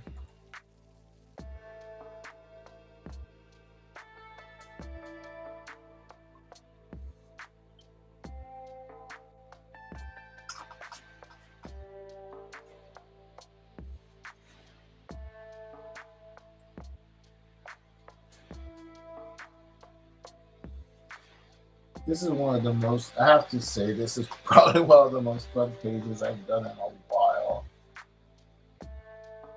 If you're familiar with Warlord, it's been so intense, the story, since like maybe chapter 19. And even though chapter 23 was like a bit of a slower pace compared to the previous chapters and the chapters that came afterwards, it was still a pretty moody and intense chapter. But this chapter, chapter 27, is just fun. This chapter is kind of like the palate cleanser of everything that's happened since chapter 19, really.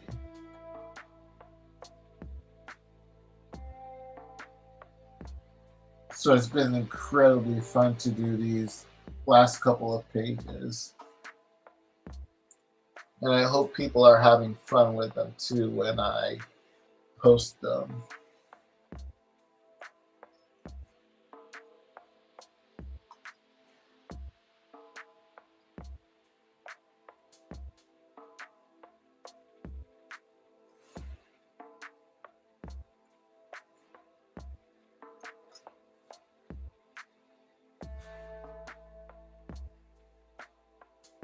Randomly, that kind of reminds me.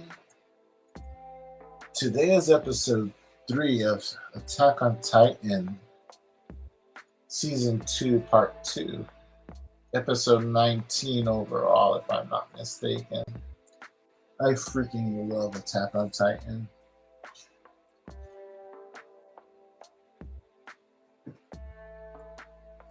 I know how the ending goes in the manga. In the Shonen Jump, and in the Kodansha magazine, and in the actual Telboken, I've seen like the two endings that happens.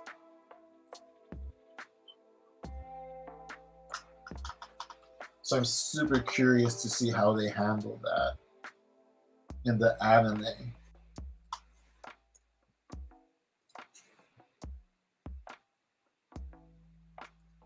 I'm going to end this stream soon so I can get myself something to eat and probably rest a little bit.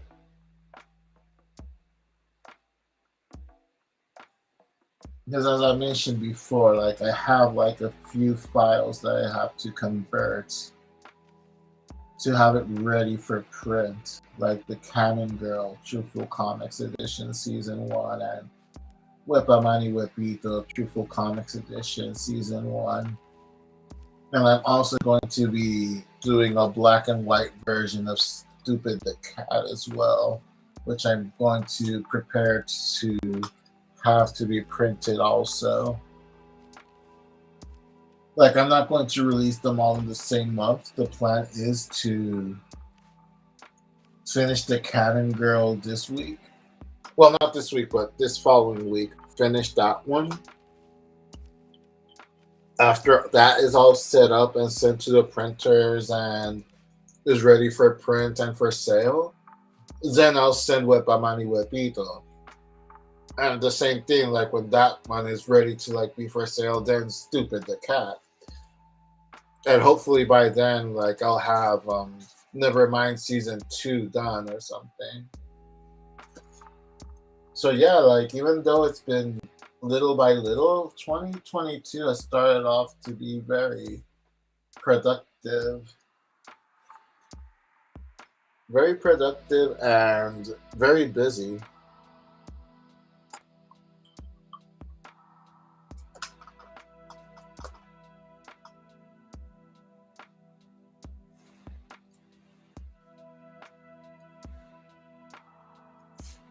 This is probably one of my longest live streams ever.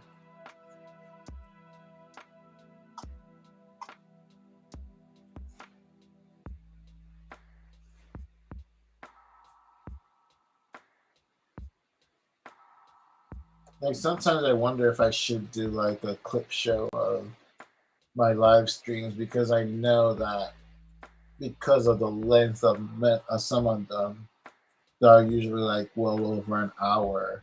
Not many people watch the replay. So I can probably do like a clip show of like maybe some stuff that goes directly to the point of what I'm talking about or something. Or maybe I can just do like a dedicated video to one topic specifically.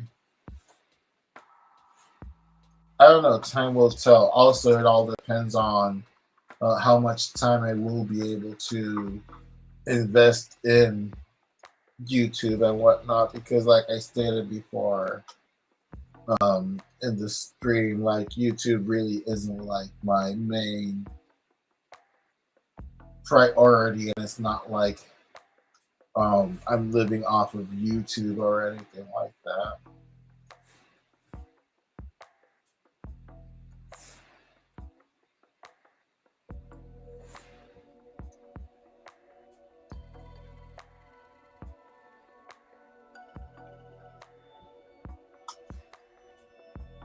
But it would be interesting to eventually maybe do a clip show of like some of the aspects of where I'm like talking about certain things, like talking about, yes, concentrating on your own thing and not comparing yourself so much to other people and whatnot.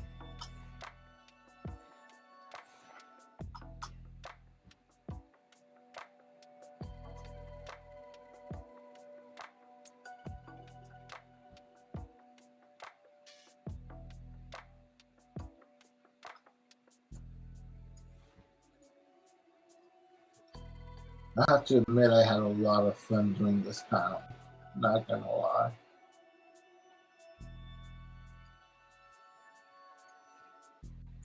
I'm very happy that people have resonated with this panel and this page overall, at least with the black and white version. Hopefully the readers over at Drunk Duck will like this page as well.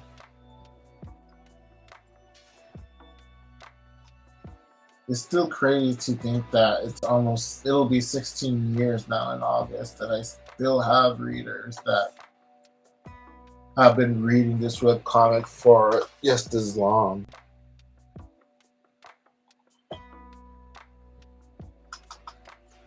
That's what makes this all worth it, man.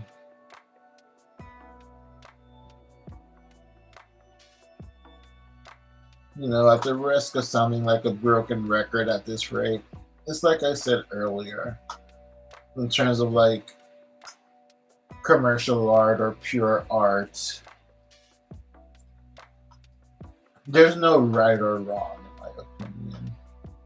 Like, everyone has their level of success, kind of determined by what your version of success is. Like, my version of success is that, my version of success is that there's at least one person reading my comic. Then to me, that's a successful endeavor. Like, it'll give me motivation to like keep posting for that one person. But if your motivation is to like reach millions and millions of readers, that's all good too. Just know that you're going to have to put the work into it as well, and that you can't keep on going comparing yourself to other creators, because you're going to be selling yourself short, and you're also going to be selling short the creativity of the other creator as well. You're going to just be low-key belittling what that other creator is doing when you say that you don't understand why your creation isn't doing as well when your stuff is better. That's very passive aggressive, in my opinion. And it's like I've always said, since I've heard it from Gary Vaynerchuk, I don't want to be the biggest building in the block by tearing down the other buildings around me.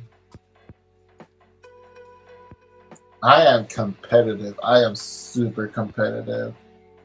But I also don't let it get to a point where it brings me down if Warlord isn't going to sell nearly as well as Spawn.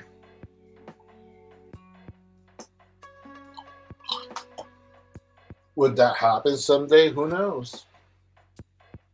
Who knows? One day I could be writing and posting my web comics, and the next the mainstream editor will see my stuff and be like, "Hey, would you like to try this character out? We're trying something out with this character, and we think you'd be a good fit." You never know, and that's why you should never quit either, because you just never know what's around the corner.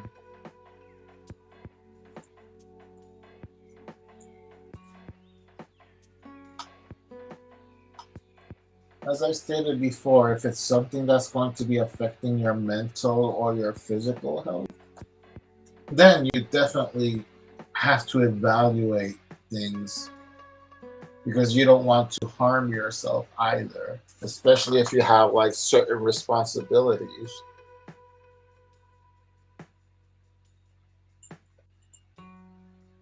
But as long as you're able to, yes, go for it.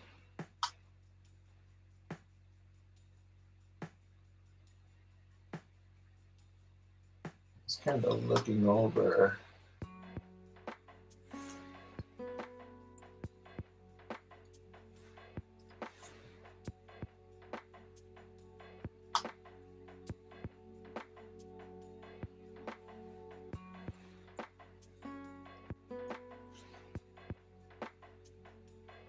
That would be crazy, like just kind of randomly thinking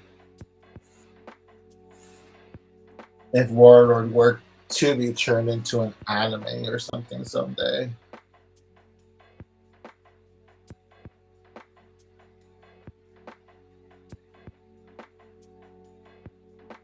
And the crazy thing is that I actually have had independent animators contact me through email because they want to actually try and work on stuff that I've done as an animation. You know, not like big animators or something like that, but just like other, I guess, like-minded animators that are, making their way in the business and doing their thing, doing their hustle.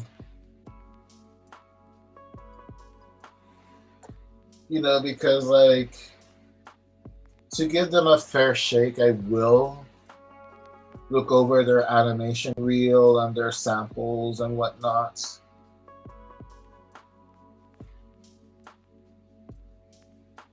And though a lot of the stuff that I've seen from some of them is actually pretty good, it's the same thing like with having a colorist or a letterer.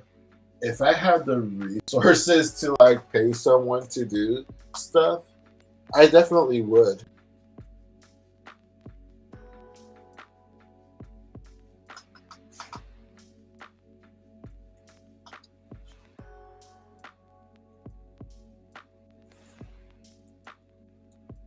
So will there be a Warlord animation sometime? Who knows? Like I made a status update yesterday that lately a lot of people inside and outside of Puerto Rico have been saying that Warlord is kind of like the JoJo's Bizarre Adventure or One Piece of Puerto Rico. And I will definitely take that compliment because before, especially when I started out, it was basically, oh, this is just the Spider-Man Spawn ripoff. Which to be fair, I can see why some people would say that. But to go from that to people say like, not even that it's a ripoff, just saying that like, oh, this is kind of like the Puerto Rican version of One Piece or JoJo's Bizarre Adventure. Like, we've come a long way, fam. 100 subscribers and evolution.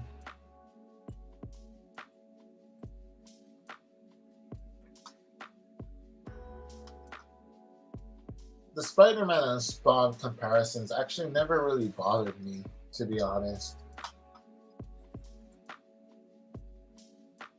Even when like some people would say just to demean my property, I would always take it in stride, to be honest.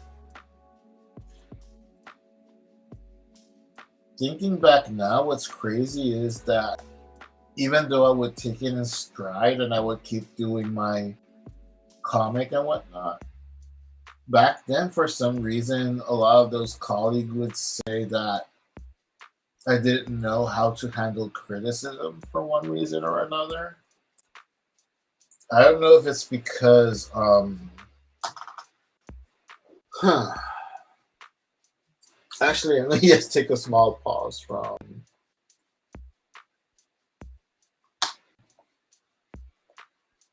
because every now and then I do have to take a small pause to um, keep in mind my shoulder health and whatnot. Thinking back to yes, that like, um, for some odd reason, back then, especially in the community, artistic community in Puerto Rico, a lot of artists would say that I didn't know how to handle criticism, which I always found bizarre. Because when an artist would, or even if it wasn't an artist, but if somebody would just come to me and say, like, hey, you kind of need to improve your anatomy or your perspective, or maybe your art would be stronger if you did this or that, or maybe you can look at a certain artist. I always took it in stride. Like, I always thanked the person, and I actually would, if there was merit to the comment, try to improve upon it based on the suggestion that was left.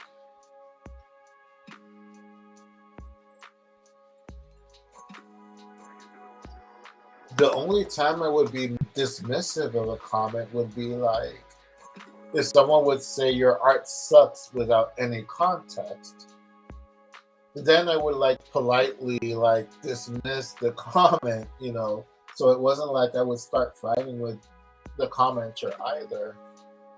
But ironically enough, like a lot of those same artists that said that I didn't have a thick skin back then are the same ones that are complaining that they don't have a huge following.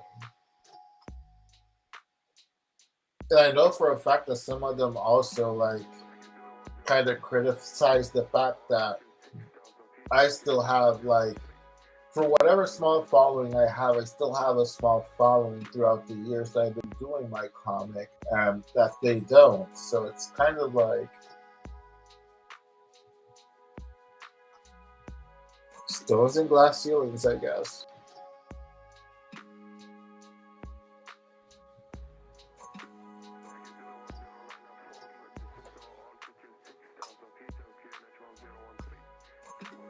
Because it is important to accept criticism.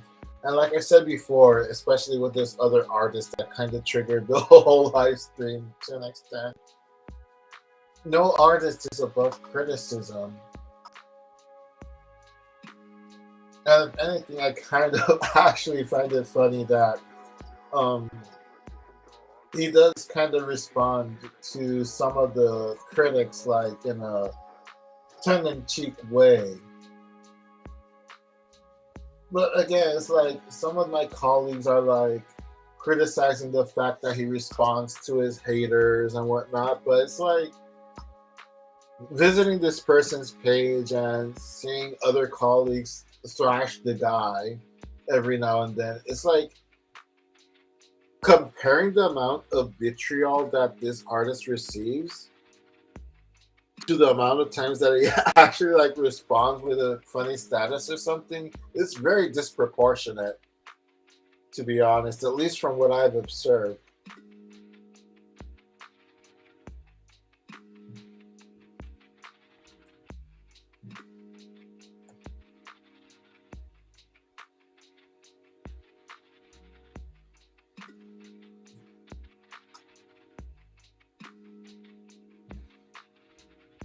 Just kind of trying to clean up a little bit here.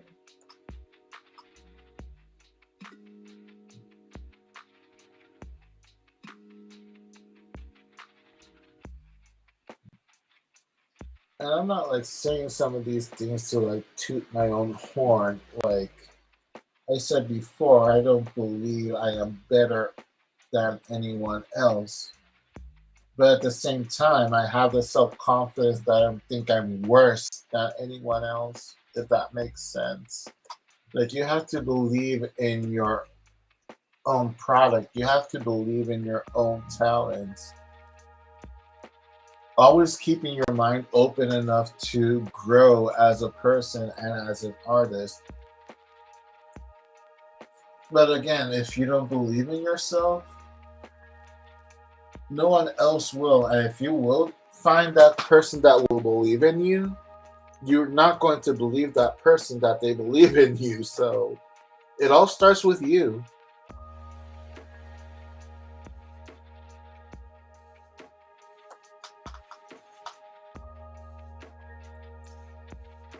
I guess that's kind of like the message I'm trying to convey, that everything just starts with you.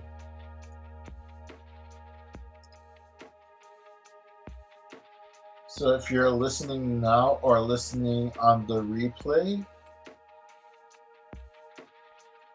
believe in your talents. If you need to change something, again, sit down and reflect on what you need to change it and keep going. No one is going to change for you, and no one is going to keep improving for you, and no one's going to keep up the work for you. So you just have to keep pushing forward, my friends.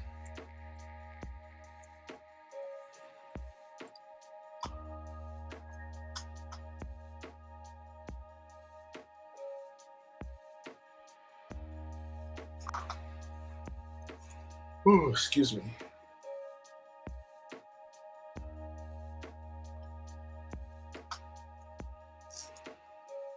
I just realized that it would totally suck if all this is streaming and there's no audio. That would be kind of funny, actually. Sometimes you just have to look at the bright side of life, man. Always look at the bright side of your life.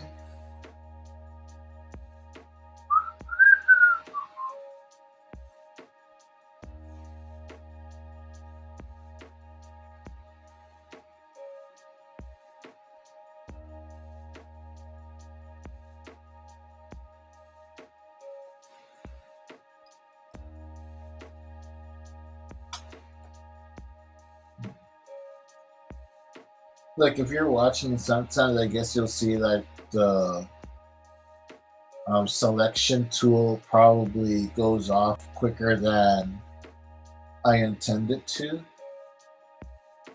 I probably have to go into the settings and adjust the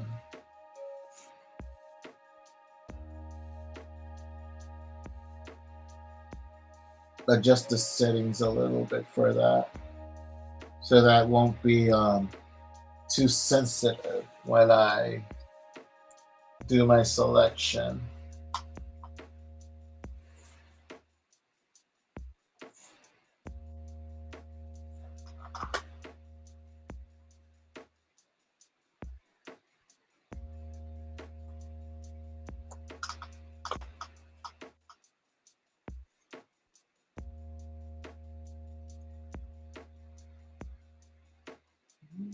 I'm actually almost done with my flatting.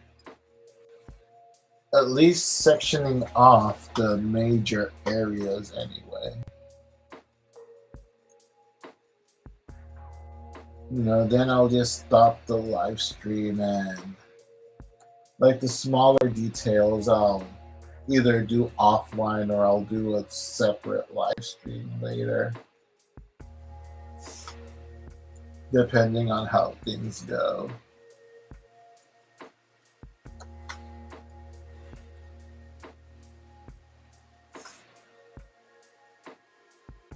But at the very least, I want to have like all the major elements separated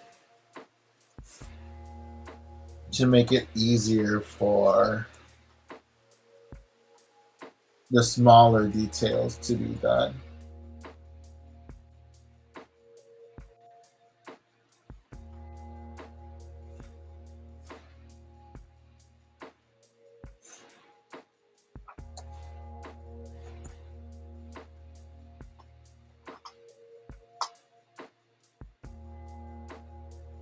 I am almost done with separating all the major elements on this page, and I am almost done with my drink as well.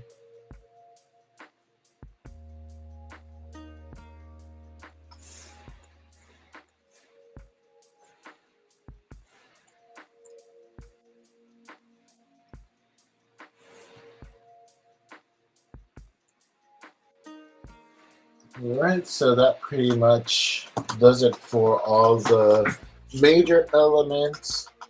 Later on during the day, I'll either finish it offline or maybe I'll save it for a live stream later tonight or something. But more than likely, I am going to finish it offline because I do need to move forward on a lot of stuff as well. As I mentioned before, I am working on Whipamani Whipito and the Cannon Girl and the black and white version of Stupid the Cat, so I can get that up on Kablam, so I can have the physical and digital copies available for sale. I am slowly working as well on the Fred Peterson The Mighty Warlord Truthful Comics edition. And in addition to that, Project New Wave issue number 3 is at the printers, so hopefully that will be coming out soon. Manuel Carmona did like an Ashcan preview he printed out with his own printer, which is a pretty high quality printer. He's using newsprint, so it can have like that old school comic book feel to it as well. He's going to be displaying that at the Noise. Yeah, it's actually pronounced like that, Noise, Noice, convention over in Virginia. So that's going to be a lot of fun, hopefully. Also, shout out to Manuel Carmona and best wishes to him. He just went through a bout of reconstructive surgery on his shoulder due to a workplace accident he suffered a couple of years ago. I'm just like getting ready to. I am undressing my arm. I'm just going to have like a little bit of breakfast and rest a little bit, and then continue on with the grind. Before that, I am going to upload this week's strip of the Cannon Girl over at Facebook. So as soon as I log off from here, if you want to stay online a few minutes, then you're going to see that popping up on Facebook soon, within the next couple of minutes after I log off. Anyway, thank you all so much for keeping me company, whether it be on the live or on the replay or whatnot. Hopefully, a lot of things are going to be coming out this new year. As I mentioned before already, like on the board is Project New Wave issue number 3, The Cannon Girl Truthful Comics Edition Season 1, Whipamani Whipito, Truthful Comics Edition Season 1, Stupid the Cat Black and White Edition. I'm working on Fred Peterson the Mighty Warlord Truthful Comics Edition.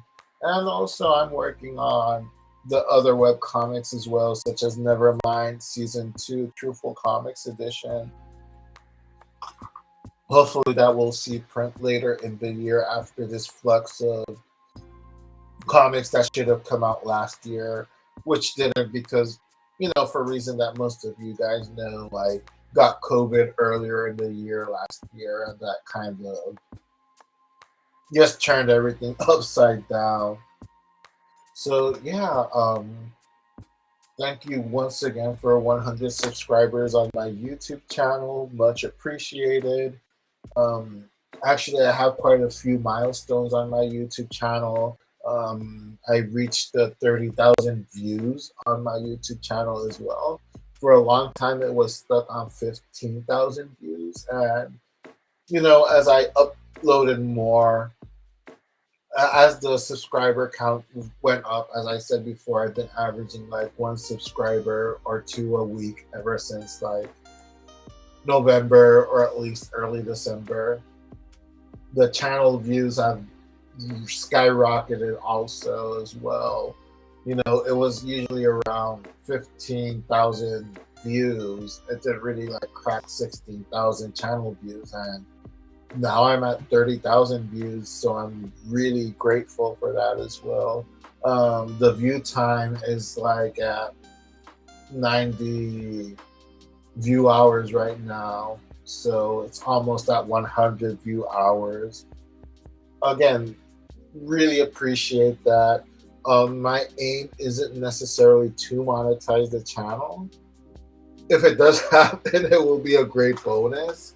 Even when my channel was monetized, I didn't like make that much money off of it. Really, I never even really got my money from when my channel was monetized and then demonetized with the adpocalypse and the new sort of goals to achieve to actually have your channel monetized. So anyway, hopefully I'll be having more announcements soon.